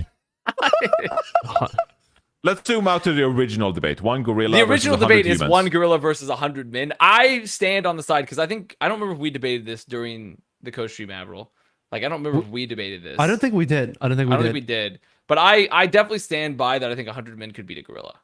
Yes. Same. Yes. I do. I think you could take significant casualties and still win, and that's still fine. It's a pyrrhic victory, but you win. If the men fight with no fear, the men win. If they fight with fear in their systems, the gorilla might win. You have to be as the men grouping together like a hive mind. It shouldn't be a problem. I think you have to be prepared to like take like 50 to 60% casualties, like easily, and that's but that's war. So I just think that overall, like that's it's just what's gonna happen. Like 100 people is just a lot. It's just a lot of people. 100's like, a lot. I mean, because also people point how many 100 a is. gorilla. They're saying like a gorilla could bench press. Like they're like, oh, a gorilla could theoretically bench press like 4,000 pounds. I'm like, okay, well you put like the average man's like anywhere between 180 to 200 pounds. You just put 20 of them on each arm. Yeah, exactly. He's not going to be able to lift. That motherfucking game. Bam. I mean, like, and sure, well, the guy at the bottom of the pile, like, the gorilla's hands are probably, like, getting his ass and clawing him up and everything. And, like, he's like, he's sitting there at the bottom. But then he'll die, and he'll just be essentially like a brick, you know? At the bottom, he'll be a meat brick there. And, like, everyone's just piled on top of him. Hypothetically, if you I don't even know how this would happen, but hypothetically, if you had one gorilla at the bottom of a dog pile and then just put 100 men lying on top of it, 100 men. You might even be able with 100 guys on top, 100 guys directly on top of the gorilla's ribcage might even just suffocate. Might crush like, it. might just even suffocate the gorilla, you might suffocate theoretically. him, yeah. So the thing is that this is simply an ants versus a termite situation. If you've seen Ants the movie, this is simply like they have there's more humans than there are the gorilla, and the gorilla will potentially take some casualties, but I do think also humans have enough intelligence to potentially like go for the eyes and stuff. That's the thing. The humans have the intelligence. You fight with no fear, you win. You win. Assuming you have 100 berserkers rushing this gorilla, like you will win. You will win. I really think it comes down to the type of conditioning. Man. Because like by the point that gorilla has killed like 60 men, and then the gorilla will get tired too. They're like, oh shit, I got 40 once it's like more ripped humans. Once it ripped like the 40th guy in half, it's like, oh my god, tired as hell, man. Like shit, that's a crazy workout. Like so, I mean overall, like it's got to be tired. It's got to be tired, 110%. So you got the man. But really, Bren's Play of the Week really is the new GTA 6 trailer, though. We're honest. I don't mean to self Bren's Player of the Week. I did gold stake every Balatro deck. That's old cool. news, buddy. Old news. Guys, I finally beat Solitaire. Thoughts? No. Have you played Solitaire? Actually, I just want to point out that I beat Gym 3 in Pokemon Soul Silver on the Nuzlocke.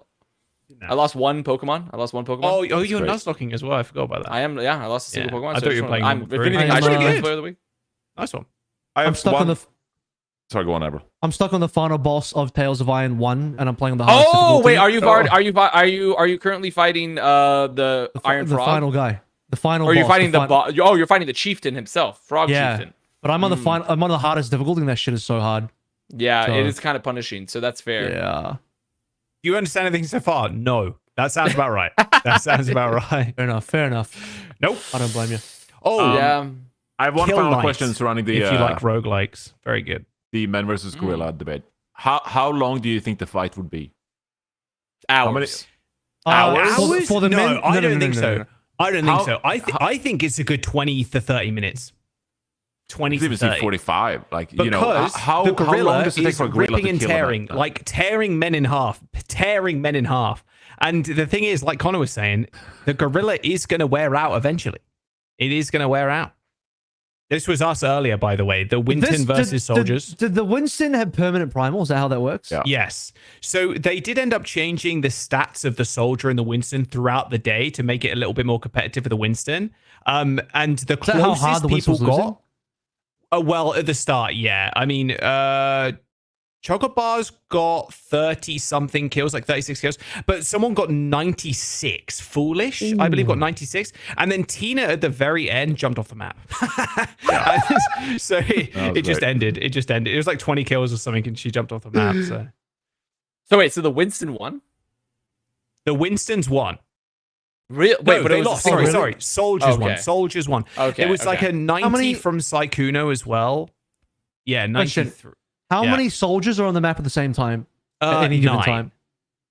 So it's a 9v1. But the So soldiers really, respawn. they weren't really playing It like wasn't a true dude, swarm. To a you degree, cannot but have 100 soldiers in Overwatch. I think they server. It should would have committed. They explode. should have committed and made It a would separate test explode branch a of server. Overwatch. I just to have a play quick that. question. I have a quick question. What if the Winston Here we go, was here we go. Gushue?